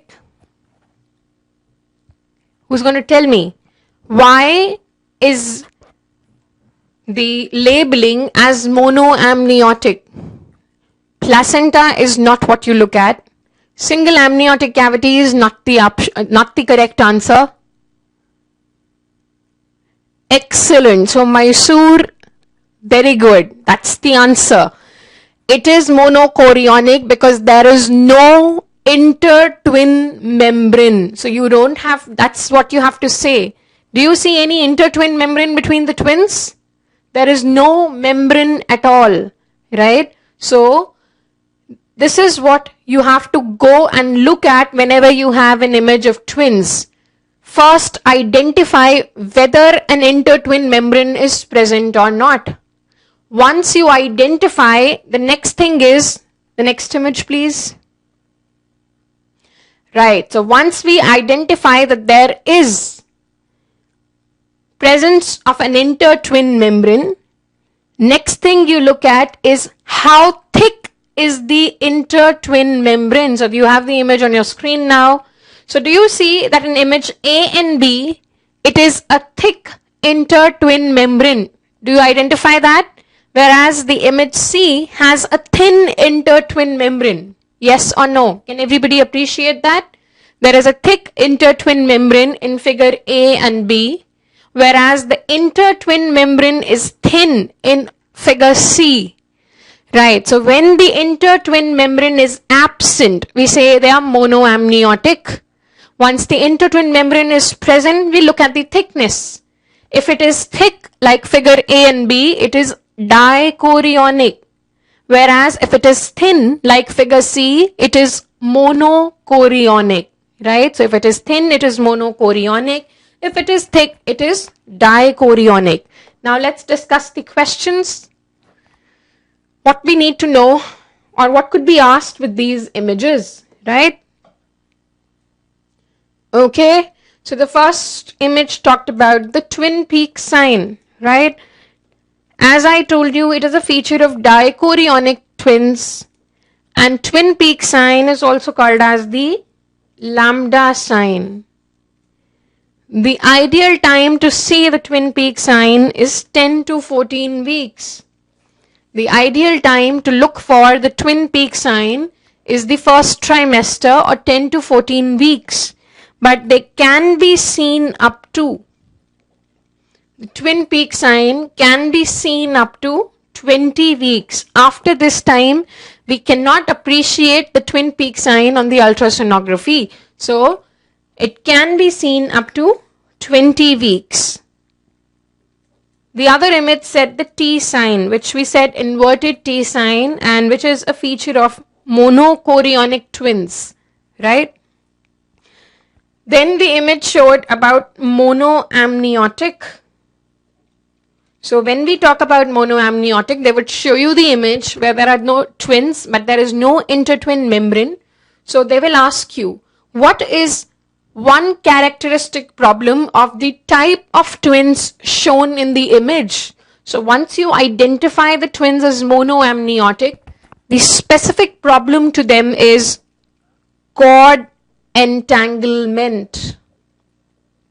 Please don't mark twin-twin transfusion syndrome, right? So the answer is cord entanglement. Cord entanglement is the reason why all monoamniotic twins are delivered by a cesarean section at 34 weeks. So they might give you the monoamniotic twins and ask you the management. So the management is a CS at 34 weeks. Right? Because of the increased risk of cord entanglement and death of both the twins if that happens. So we do a cesarean section at 34 weeks. Another thing, the image with the monoamniotic, the other image was conjoint. Yes, did you all identify the twins joined to each other? That was the conjoint twins or the Siamese twins. Right? So the question they might ask you is, what are the most common type of conjoint twins? What is the most common type of conjoint twins? No. The answer is parapagus. It is not thoracopagus. The answer is parapagus, which means laterally fused twins. The most common type of conjoined twins are parapagous, which means laterally fused twins. Alright, the third image that I showed you had the intertwin membrane. It was thick and it was thin. So I said when it is thick, it is dichorionic. The question would be, what is the cutoff of the intertwin membrane? What is the cutoff for the thickness of the intertwin membrane to call it dichorionic? So it has to be more than or equal to 2 mm. If the intertwin membrane is more than or equal to 2 mm, they are dichorionic twins. Right. Now they might show you dichorionic twins. So they have a thick intertwin membrane and they will ask you which is the anastomosis responsible for twin-twin transfusion syndrome. So dichorionic twins have a high risk of developing twin-twin transfusion syndrome. Which anastomosis is responsible for this syndrome? The answer is deep artery to vein anastomosis. So deep artery to vein anastomosis is what is responsible for the twin-twin transfusion syndrome. It is not deep artery, it is deep artery venous anastomosis. Alright. The same thing, the dichorionic twins again have a problem called as TRAP, twin reversed arterial perfusion, also called as acardiac twinning, also called as acardiac twinning. Again the same question. Which anastomosis is responsible for TRAP? Which anastomosis is responsible for TRAP? Now the answer is large artery. So large artery or deep artery are what cause the TRAP sequence or acardiac twinning, whereas the deep AV are the ones which cause twin-twin transfusion syndrome. On the same note, which is the most common anastomosis in monochorionic twins? Which is the most common anastomosis in monochorionic twins? Anybody? So for monochorionic twins, the answer is superficial artery. Yes, that's right. It is superficial artery, which are the most common anastomosis in monochorionic twins. Two terms which you get confused with. So a question, one term is stuck twin and one term is fetus compressus. So first, they are not the same. Stuck twin is not same as fetus compressus. Now you will tell me, where do we see stuck twin and where do we see fetus compressus? So stuck twin is what is seen in twin-twin transfusion syndrome, right? So this is the twin which has oligohydramnios. So stuck twin is what is seen in twin-twin transfusion syndrome, whereas fetus compressus is what is seen with death of one twin. So when one twin lives and the other one dies, the dead twin gets compressed, called as fetus compressus. The other term is fetus papyraceus. So papyraceus is same as compressus. Yes, papyraceus is same as fetus compressus. All right. So let's go on to the next image.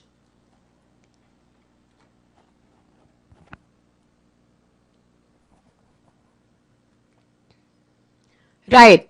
What do you think this is? Anybody has vague idea of what is this? All right. It's yet loading. I'm sorry. Let it load. Right. So now you have it on your screens. Yes. Anybody has an idea what this is? This is a pelvic pressure pack.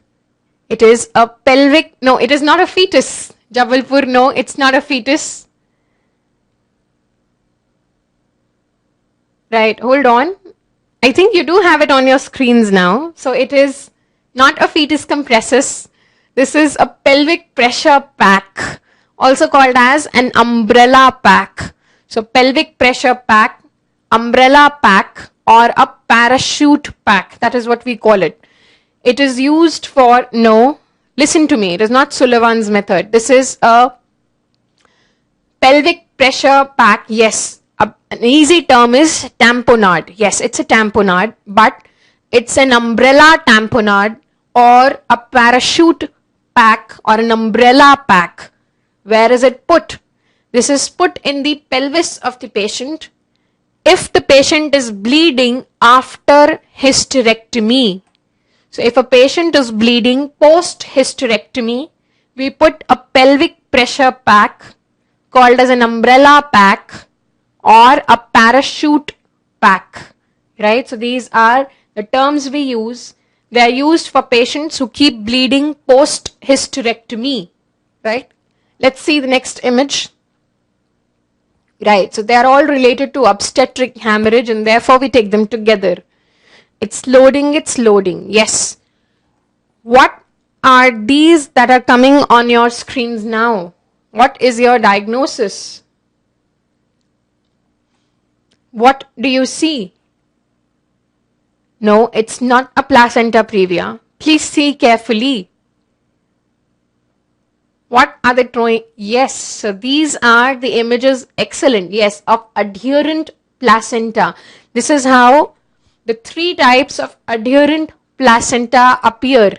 The three types are accreta, increta and percreta, right? Accreta, increta and percreta, right? So image A is accreta, where the villi are attached to the myometrium. So please understand, the villi in accreta are attached to the myometrium, right? Then the image on the extreme right hand side is increta, which is that the villi penetrate into the myometrium. So now they're not attached to the myometrium, they penetrate into the myometrium. And the lowest image is percreta. It's a percreta where the placenta has gone through and through the myometrium. So these are adherent placenta, accreta, increta and percreta, right? We'll just have a discussion, but let's see the next image, please. All right, it's going to load on your screens in a short while. Yes, it's loading, and there it is, right? What is this? What is this image?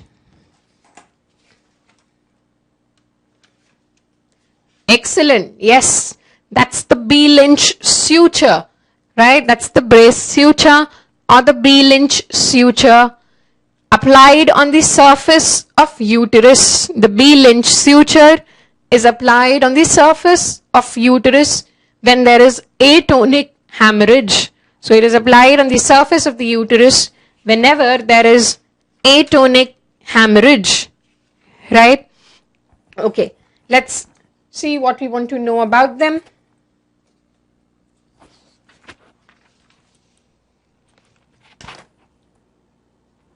Right, so as I told you, accreta, the key thing is that you have to identify in the theory part of the image, right? Yes, so absent Niederbuch's membrane is one terminology, but the other things that the keywords that you should pick up are accreta mein villi are attached to the myometrium. That's one keyword. The other keyword is there is absent decidua. So the intervening decidua is absent, right? The intervening decidua is absent. And yes, all adherent placentas, the histopathology will show an absent Nita-Bux membrane, right? They would show an absent Nita-Bux membrane. For increta, as I told you, they would say that the villi invades into the myometrium, right? So the villi invade into the myometrium. That's an increta. For percreta, they're going to say that the villi penetrate through the myometrium. The villi penetrate through the myometrium. Please understand, the single most important risk factor for any type of adherent placenta is placenta previa, right? Followed by previous cesarean section. So the highest risk for adherent placenta is with placenta previa or a previous CS, right? They might ask you, once they show you the image, about the investigation of choice, right? So what is the investigation of choice for adherent placenta? So for adherent placenta, it's going to be an MRI, right? It's going to be an MRI. If MRI is not in the options, go with Doppler ultrasound, right? MRI or Doppler ultrasound is what we do for adherent placenta. What is the finding? Now, presence of intraplacental lakes. Presence of intraplacental lakes. Also, there is less than 1 millimeter distance. Less than 1 millimeter distance between what? Between retroplacental blood vessels, between retroplacental blood vessels and serosa bladder interface. So these are the two things we see: presence of intraplacental lakes and less than 1 millimeter distance between placental blood vessels and serosa bladder interface, right? Okay.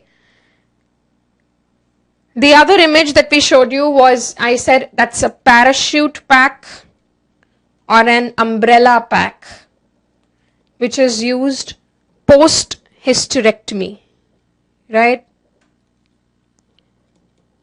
Now, just a little internal iliac ligation. Where do you do internal iliac ligation?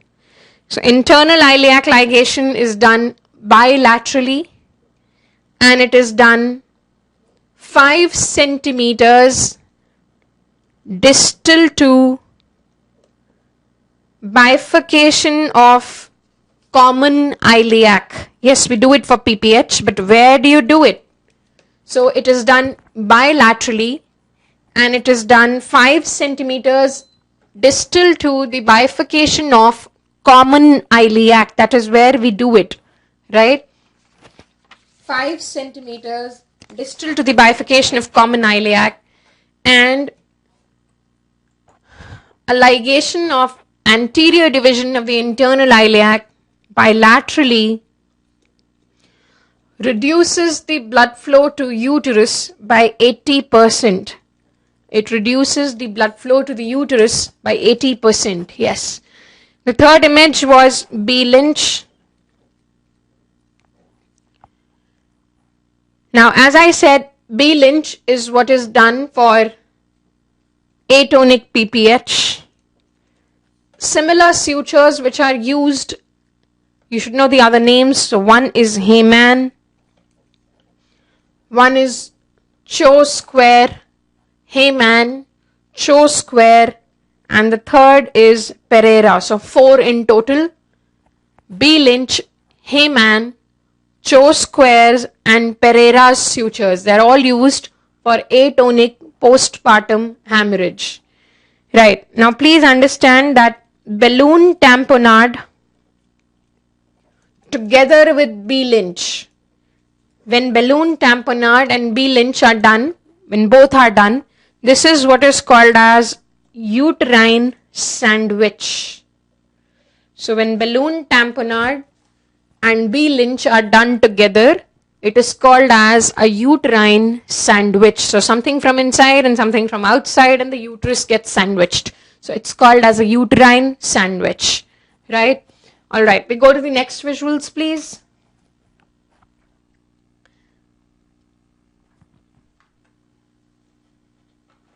All right. So slowly it's going to load on your screens.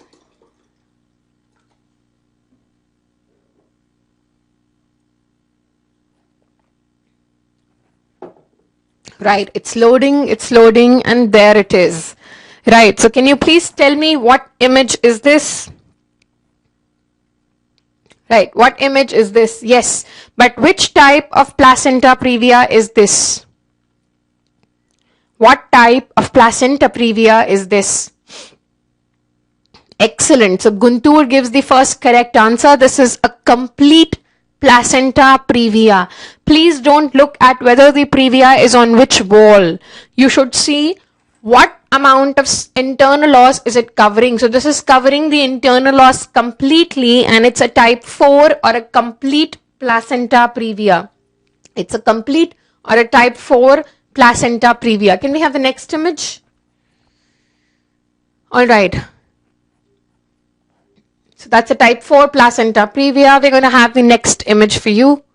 Right, so it's loading, and there it is. What pathology is shown? What complication or what obstetric complication is shown? Yes, that's abruption. So that is a retroplacental clot that we have shown you, and that is abruption. So that's a retroplacental clot, and it is abruption. Right. All right. So let's see what we need to know about these. Although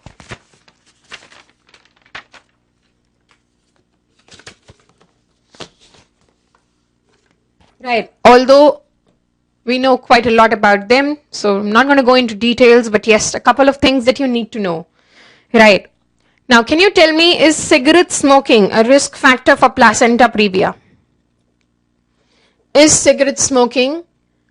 So I say cigarette smoking is risk factor for placenta previa. You tell me whether it is true or false. Cigarette smoking is a risk factor for placenta previa. True or false? Is this statement true or false?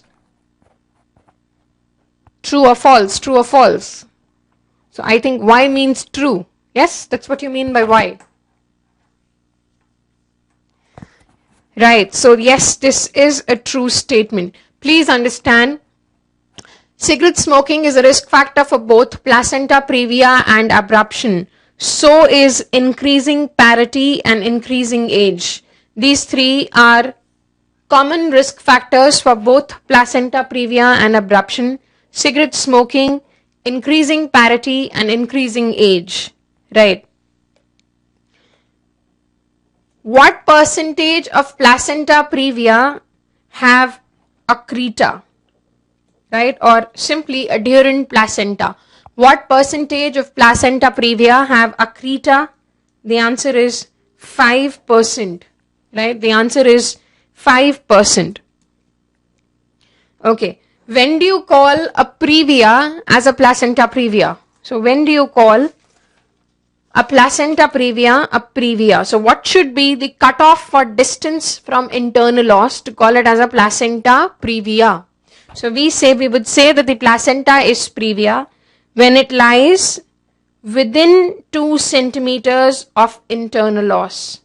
So when the margin of placenta lies within 2 centimeters of internal os, we call it as a placenta previa. Right? One cesarean section increases the risk of placenta previa by 3%. Oh, so by threefold, not percent, threefold, right? So one previous CS increases the risk of placenta previa by threefold, right? All right. Abruption. Yes, you're going to answer this question for me. Which vitamin deficiency is associated with abruption? Which vitamin deficiency is associated with abruption? Very good. Yes.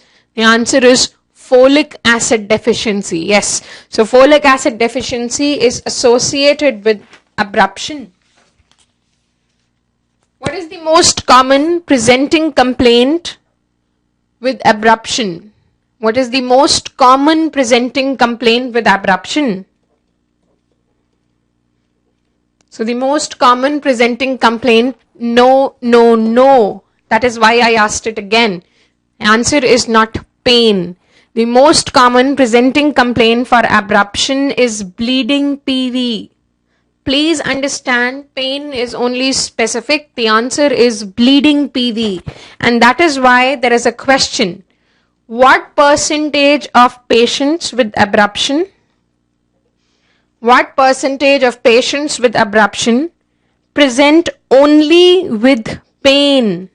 Present only with pain and no bleeding. You will be surprised. The answer is only 10 to 20%.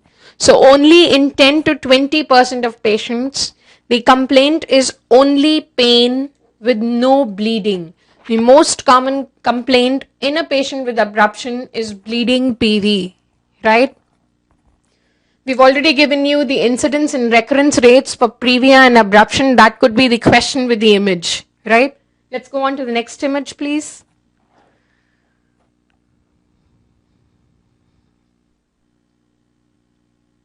All right, it's going to be there.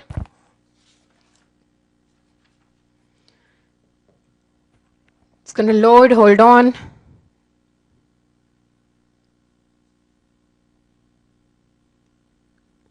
Right, it's loading, and there it is. Right. Now, can you tell me what is the image shown? What is the procedure shown?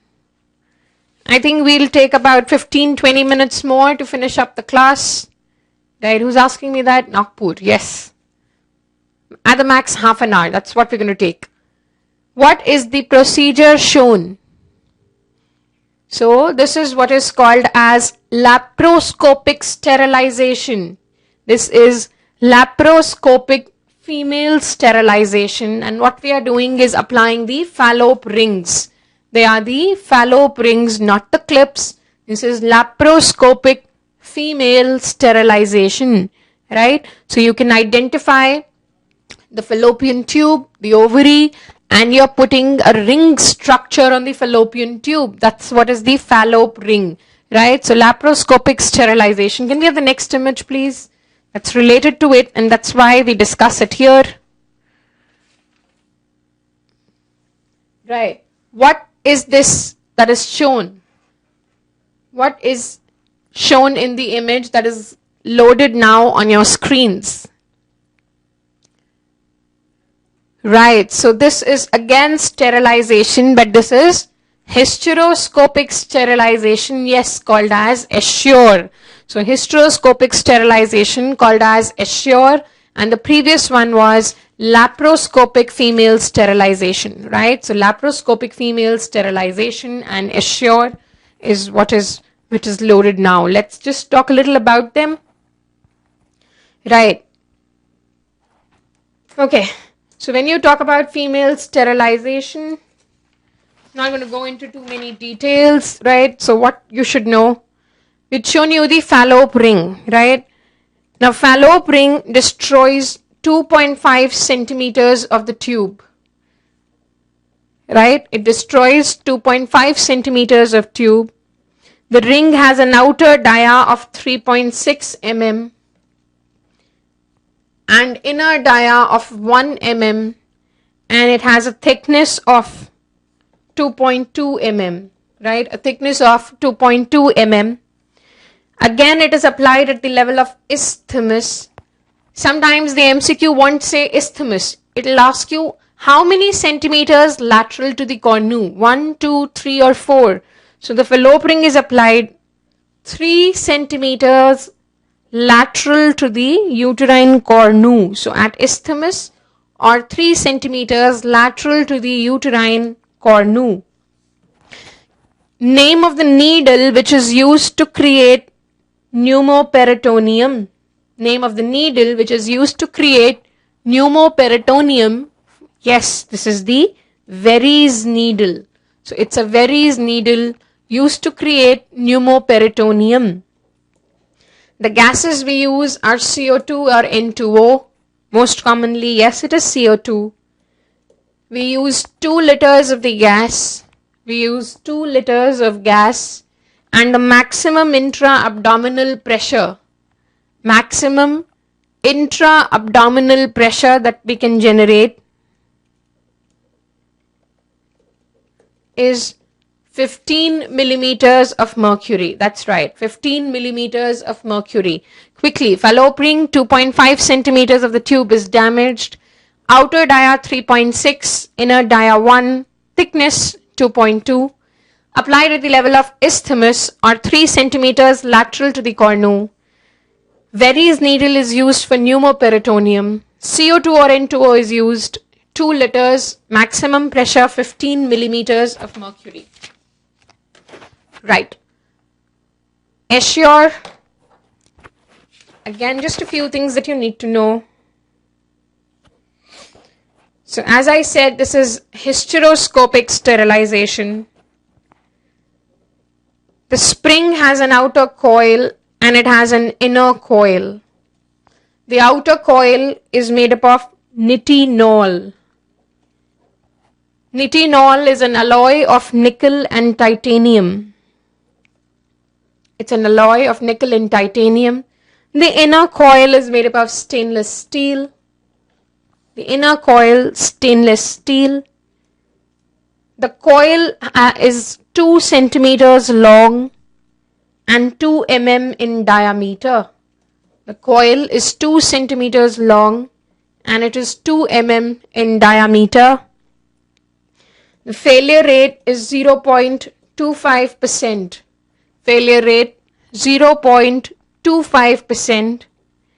One drawback that assure or hysteroscopic sterilization needs confirmation.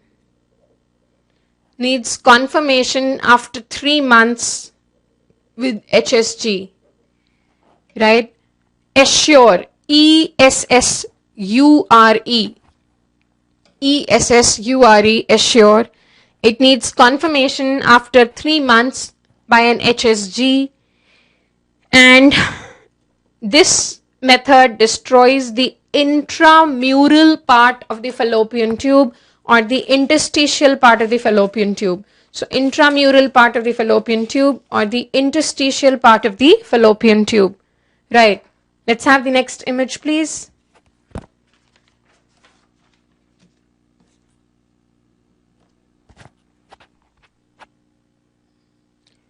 Right. We're loading it. Yes, of course it is available in India. Alright. The next image is going to be loaded in your screens in a short while. Alright. Right. So this is the placental abnormality that is shown to you. It's a placental abnormality. Right. Now, what abnormality? Excellent. Wow, Guntur, I am proud of you. Yes. So on the left hand, so this is what is a circumvallate placenta. Absolutely right. It's a circumvallate placenta. Right. There's another abnormality that is there in the images. Can you skip an image, please? Next image, please. Then I'll discuss them together. No, next one. Next one. Right, that's the one. Right, can you tell me which placental abnormality is this? What placental abnormality is this one? Anybody? Guntur, do you have the answer now? So that one was circumvallate. This is what is called as a battledore placenta. Yes, right, so that's a battledore placenta. Now, how do you identify the battledore and how do you identify the circumvallate? So in the battledore placenta, the umbilical cord is attached. In the battledore, the umbilical cord is attached at the margin. Perfect, Kolhapur. Yes, so if you try and look, the cord is not in the center, it's at the margin. So that is what is a battledore and a circumvallate placenta. Right, so now what we want to know about them. So once I've told you how to identify the battledore, I'll tell you how to identify the circumvallate as well, right? Right, so in circumvallate, what happens is that the fetal side is smaller, right? The fetal side is smaller than the placental basal plate. The fetal side is smaller than the placental basal plate, right? So what happens is that the periphery of the fetal side is uncovered. It is not covered. And the fetal side therefore presents with a depression. Fetal side presents with a depression with a white ring around it. So there is a depression in the fetal side and there is a white ring around the depression. So this is what you should look at. A depression with a white ring around it. If you see that, that is what is a circumvallate placenta. Now they might show you the image and ask you, what is the complication that this placenta may have? So the complication it causes is antepartum hemorrhage. So it is a cause of APH or antepartum hemorrhage. A second complication that it can cause is preterm delivery. So it is associated with antepartum hemorrhage or a preterm delivery. Battledore, what is it associated with? The battledore has a risk of retained placenta, right? So it has a risk of retained placenta. Why? Because when you try and pull the cord for placental separation, the cord detaches and the placenta remains inside. So that is retained placenta and postpartum hemorrhage. So that's battledore and that's circumvallate, right? All right. Can we go on to the image, please?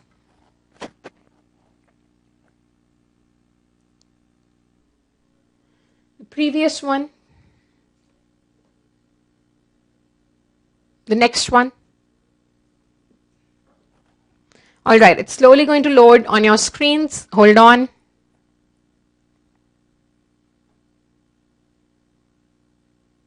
Hold on, please. That's not the one. We've discussed that one.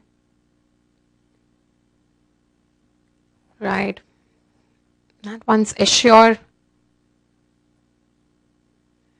Okay. That one's Circumvallate. Right. So now it is on your screens. What maneuver is shown on your screen? What is this maneuver and where is it used? What is the maneuver that we are seeing and where is it used? Very good. Yes, that's a McRoberts maneuver used for shoulder dystocia. Perfect. So it's a McRoberts maneuver used for shoulder dystocia. Now in the McRoberts, as you can see, we flex and abduct the maternal thigh on maternal abdomen. There is flexion of maternal thigh on maternal abdomen and a simultaneous suprapubic pressure. A simultaneous suprapubic pressure. That is what is McRoberts maneuver. Nothing much to know in this. It's done for shoulder dystocia. Yes, the other thing that you should remember is McRoberts maneuver does not change the pelvic dimensions. Please remember, it does not change the pelvic dimensions. It only causes, what does it do? It causes a cephalad rotation of symphysis pubis. It causes a cephalad rotation of symphysis pubis, and simultaneously it will cause flattening of the sacrum. So cephalad rotation of symphysis pubis, a flattening of the sacrum. Therefore the sacral promontory no more acts as an obstruction. So it is only causing rotation of the pelvis. The actual dimensions of the pelvis are not changed, right? They are not changed. The last resorts for shoulder dystocia are symphysiotomy and Zavanelli, right? Symphysiotomy, which means we cut the symphysis pubis. It's a destructive procedure. We don't do it in modern day obstetrics. Symphysiotomy, when it is done, increases the diameter of what?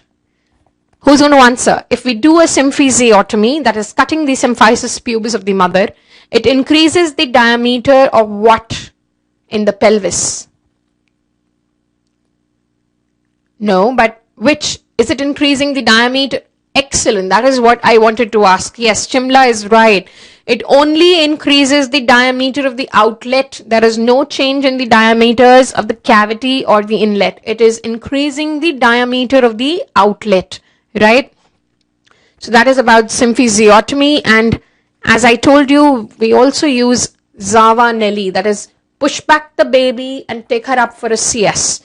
Zavanelli. Right, can we have the next image, please? All right, it's slowly going to load on your screens. Right, so what device is shown to you on the screen? No, Bikaner Havel, it's not a fallope ring. Yes, it's a vaginal ring. Yes, it's a vaginal ring. The name is Nuva, N-U-V-A. Yes, that's a vaginal ring and the name is Nuva. Can I have the take note, please?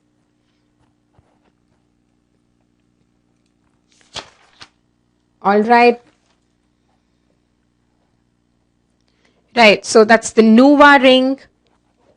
Just a few key things. It has ethinyl estradiol and etonogestrel again.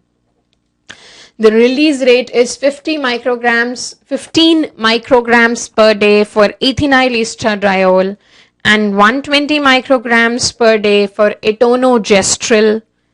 This ring is put in the vagina for 3 weeks. So for 3 weeks, one ring is put, after which 1 week is ring free. So 1 week is ring free and then a new ring is to be put. The safe period for a vaginal ring is 3 hours. The safe period for the vaginal ring is 3 hours, which means that if it is removed at the time of coitus, it has to be replaced in the vagina within 3 hours. Otherwise, a backup method of contraception is to be used, right? Can we have the next image, please?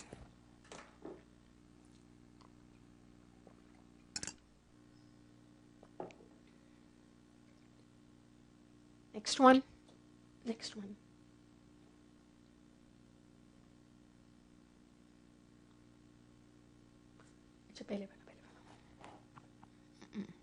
Pehle. All right. Please hold till it gets loaded.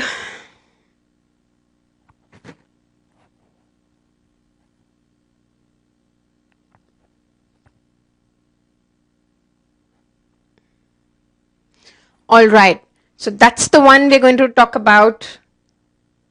All right. It's still changing. I'll just hold on till it appears on your screen.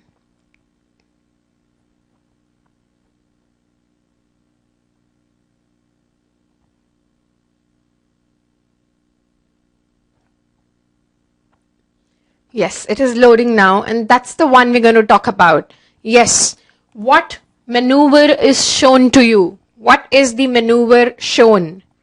No, so that's the mistake that you're going to make. No, it is not MSV. It's neither Burns-Marshall. So it is very similar to Burns-Marshall, but yes, Jabalpur is right. It is not Burns-Marshall, it is Prague's maneuver. Please understand, it is Burns-Marshall when the spine of the child is anterior. Where is the spine of the fetus in this maneuver? Where is the spine of the baby in this maneuver? Is it anterior or is it posterior? Yes. So when the spine is posterior and you use what maneuver to deliver out the baby? It is the Prague's maneuver, all right? So it's the Prague's maneuver which is used when the spine is posterior. Both Burns-Marshall and MSV are used only when the spine is anterior, right? Only when the spine is anterior. So this is Prague's delivery of aftercoming head in a dorso-posterior baby. Can we have the next image? It is related to this one, right? So it's going to load onto your screens now.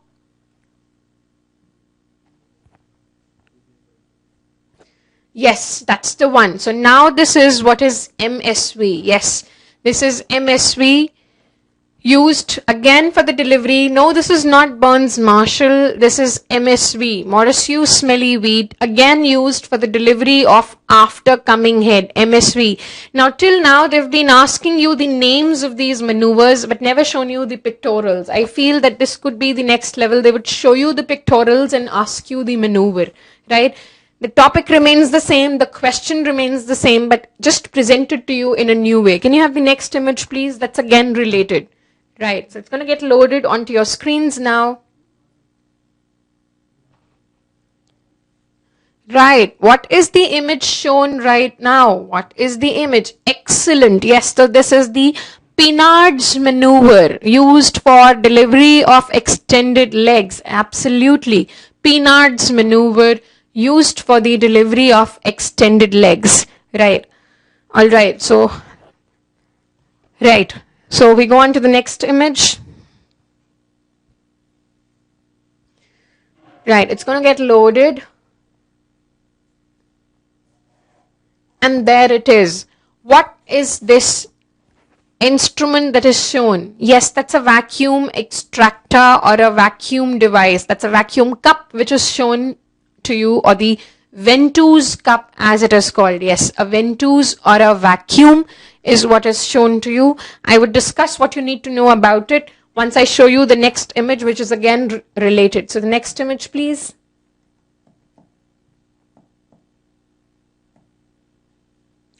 Right, there it is on your screens. What is this? Yes, that's what is the forceps delivery. So this is what is the forceps that is shown, and the other one was the ventouse that we had shown to you. Right, now what we need to know about it, we would discuss that.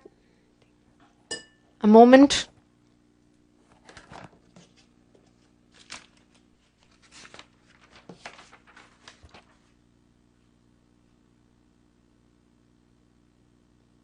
Right. Now, what you need to know about ventouse, just going to repeat the key things here. The pressure generated is 0.8 kgs per centimeter square, or 600 millimeters of mercury. Right, 0.8 kgs per centimeter square or 600 millimeters of mercury. The ventouse is applied at the flexion point. That means the center of the cup. The center of the cup is 3 centimeters anterior to posterior fontanelle. The center of the cup has to be placed on the flexion point, which is 3 centimeters anterior to the posterior fontanelle. Please understand, ventouse is absolutely contraindicated in preterm. It is absolutely contraindicated in preterm deliveries. It is not to be used, right? Okay, the other thing we said was forceps. Which blade is introduced first? So that's the left blade is introduced first, right? The left blade is introduced first. Along which diameter? Along which diameter do you apply forceps? So forceps is applied along the occipitomental diameter. Whether you apply the forceps on face or whether you apply it on vertex, it has to be applied along the occipitomental diameter. Now, when you say you're applying a forceps in an OA position, how do you apply? How do you know that the correctness of application? We say that the blades are equidistant. The blades are equidistant from the sagittal suture. Whereas if we apply it in an OP position, we say the blades are equidistant from line joining face and brow. So for OP position, the correctness is said when the blades are equidistant from line joining face and brow, right?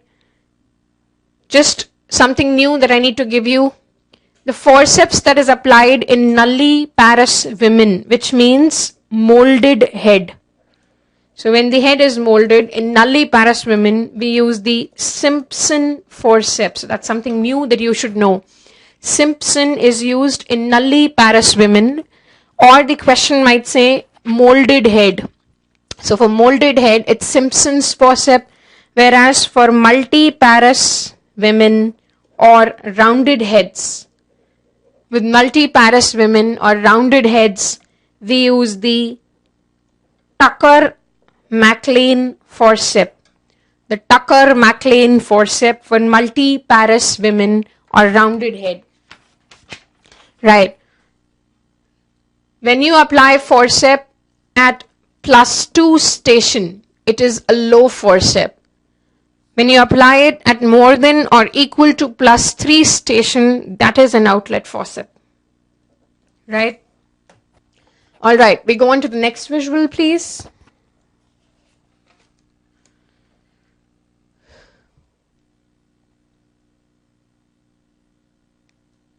Yep. So it's going to get loaded on your screens very soon.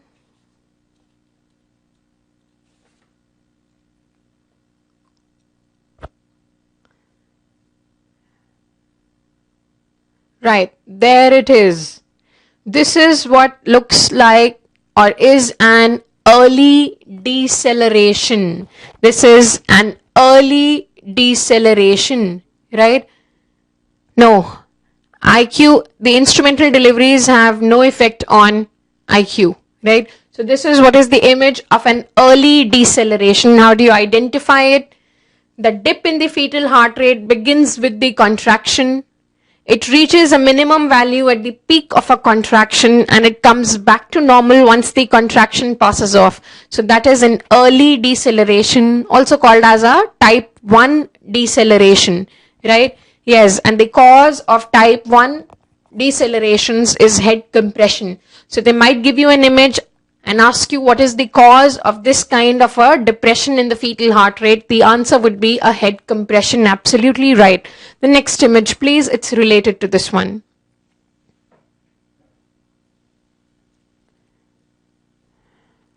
All right. Now this is again what is going to be, that's a Doppler image of the umbilical artery. The topmost image is a normal Doppler flow. Right, the topmost is a normal Doppler flow. The middle shows absent end diastolic flow. Yes, the middle image shows absent end diastolic flow, and the third is what shows you the reversal. So normal, absent, and reversal of diastolic flow is what we are trying to show you here. Right. So what you need to know about it, that when you talk about Doppler and it says an absent end diastolic flow, how do you manage? Look at the POG. If the POG is more than 34 weeks, your answer should be termination of pregnancy for an absent end diastolic flow. Whereas if it is less than 34 weeks, the answer should be either assess lung maturity or give steroids for fetal lung maturity. So that is what you should answer as management if the POG is less than 34 weeks for an absent end diastolic flow. For a reversed end diastolic flow, the answer is going to be termination of pregnancy irrespective of POG, right? Irrespective of POG, the answer is going to be termination of pregnancy. Right, can we have the next image, please?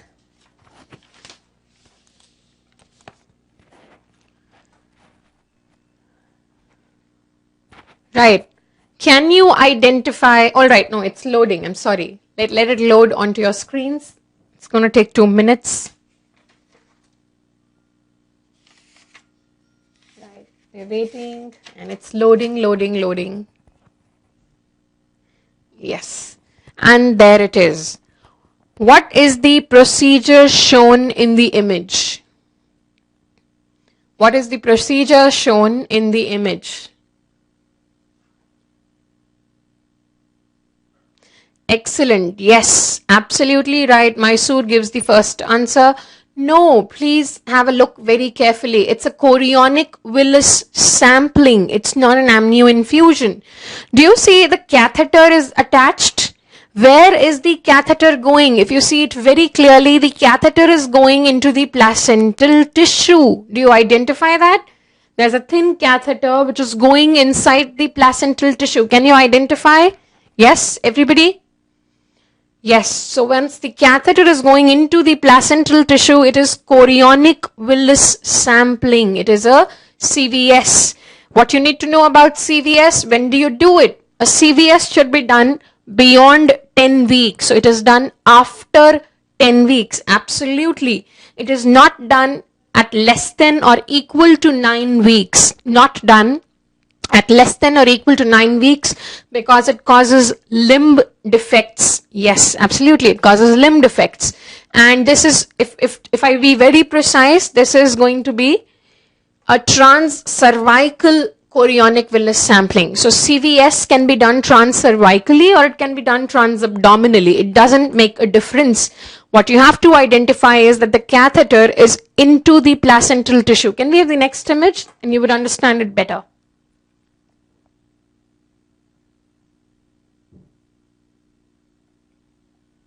Right. Now it's loaded onto your screens now. Can you identify the procedure now? Yes. So now do you identify the difference between amnio and chorio? So chorionic villus sampling was inside the placenta. The amniocentesis has to be inside the amniotic fluid, right? And has to be in the amniotic fluid. Amniocentesis has to be done beyond 15 weeks. It has to be done beyond 15 weeks. Just a little extra knowledge I would give you. Amniocentesis ke liye we use a 20 gauge needle. The needle used is 20 gauge and the fluid that is removed is 20 ml. So 20 gauge syringe and 20 ml fluid is what we removed for amniocentesis, right? Now, whenever we do amniocentesis between 11 to 14 weeks, it is called as an early amniocentesis, right? It's an early amniocentesis. And we don't do it in modern day because it causes fetal loss or abortion. So early amniocentesis is not done. It causes fetal loss or abortions, right? So that was CVS and amnio. Next image, please. Right. What is this tissue that is shown? So they might ask you, what is the image? And they might ask you, which statement is false regarding it? So what tissue is this? It's a complete mole. Yes, it's a complete mole. Be precise. It's not just a mole. It's a complete mole. It shows grape-like vesicles, which are only and only seen in complete mole. They're not a feature of partial mole. So they would give you the image and ask you which statement is false about the tissue shown. So you could know one of those incidences and occurrence of preeclampsia, hypothyroidism, right? And you could pick up the false statement. So this is a complete mole. Yes, a complete mole is classically characterized by no villi. There is no villi, no fetus. No fetus, so no villi, no fetus, no vascularity. The tissue is avascular, right? So no fetus, no villi, avascular tissue, and trophoblastic proliferation is what you see. So trophoblastic proliferation, no fetus, no villi, avascular, right? Okay, we go on to the next image. And that's going to be the last one for the day. It's going to be loaded onto your screens in a few while. All right, it's almost there. It's loading. It's loading. Yes, and there it is. Yes, exactly. That's the ferning pattern of cervical mucus. That's the ferning pattern of cervical mucus. Ferning pattern, what you should know, is seen under the effect of estrogen. So ferning is seen under the effect of estrogen, but what else we require is high NaCl. That's right. So high NaCl and estrogen is what we require for ferning. Ferning can be seen from day 7 to day 18 of the menstrual cycle. I repeat, ferning is seen from day 7 to day 18 of the menstrual cycle. So if they ask you by what day ferning disappears, the answer is going to be day 18. It's not day 21, right? It disappears on day 18. Another thing which is extra, what is the pattern you get in the presence of progesterone? It is called as a beaded pattern. B-E-A-D-E-D. Beaded pattern is what you get with progesterone. So beaded pattern with progesterone, ferning pattern with estrogen in cervical mucus. Please remember, the pre-ovulatory cervical mucus is estrogen rich, so it will show ferning, right? I've told you the days. You can see it between day 7 to day 18 of the menstrual cycle, right? With that, we are done with the OBGY session, right? I hope you make the most of it by learning whatever I've given you, mug it up, see the images, keep revising the one-liners, do about 10 to 15 every day, and I'm sure you will be thorough with them by the time your exams come, right? Now today, we're done with the DVT sessions for today, but tomorrow again you have a great lineup. You're going to have a special session on ECG, right? There's going to be a very good session on ECG. Please attend it. You have a special session on PSM. Again, tomorrow, PSM, a special session on PSM. Orthopedics. Yes, orthopedics. And very importantly, you have Harrison-based one-liners tomorrow, and also the AIPG latest exams questions being discussed by our topper tomorrow, right? So it's going to be an awesome day tomorrow as well. Please make the most of DVT, right? We've done lots of efforts to give you something which gives you an extra edge above non-Damsonians. So please, it's a request, don't share it with non-Damsonians, right? Don't share it with non-Damsonians. Keep it to yourself. It's a competitive world. Yes. So, all right, Karam sir, yes. So it's a competitive world. In the end, if we have to win, so you have to, you have to be a little mean at times. So learn it up, mug it up, make the most of it. Take all the best, guys. It was awesome teaching you. Thanks a ton for being patient and listening to us. I might have been boring, but I'm going to ensure that it's asked in your exams, right? So take care. Yes, good night. Take care. Bye-bye.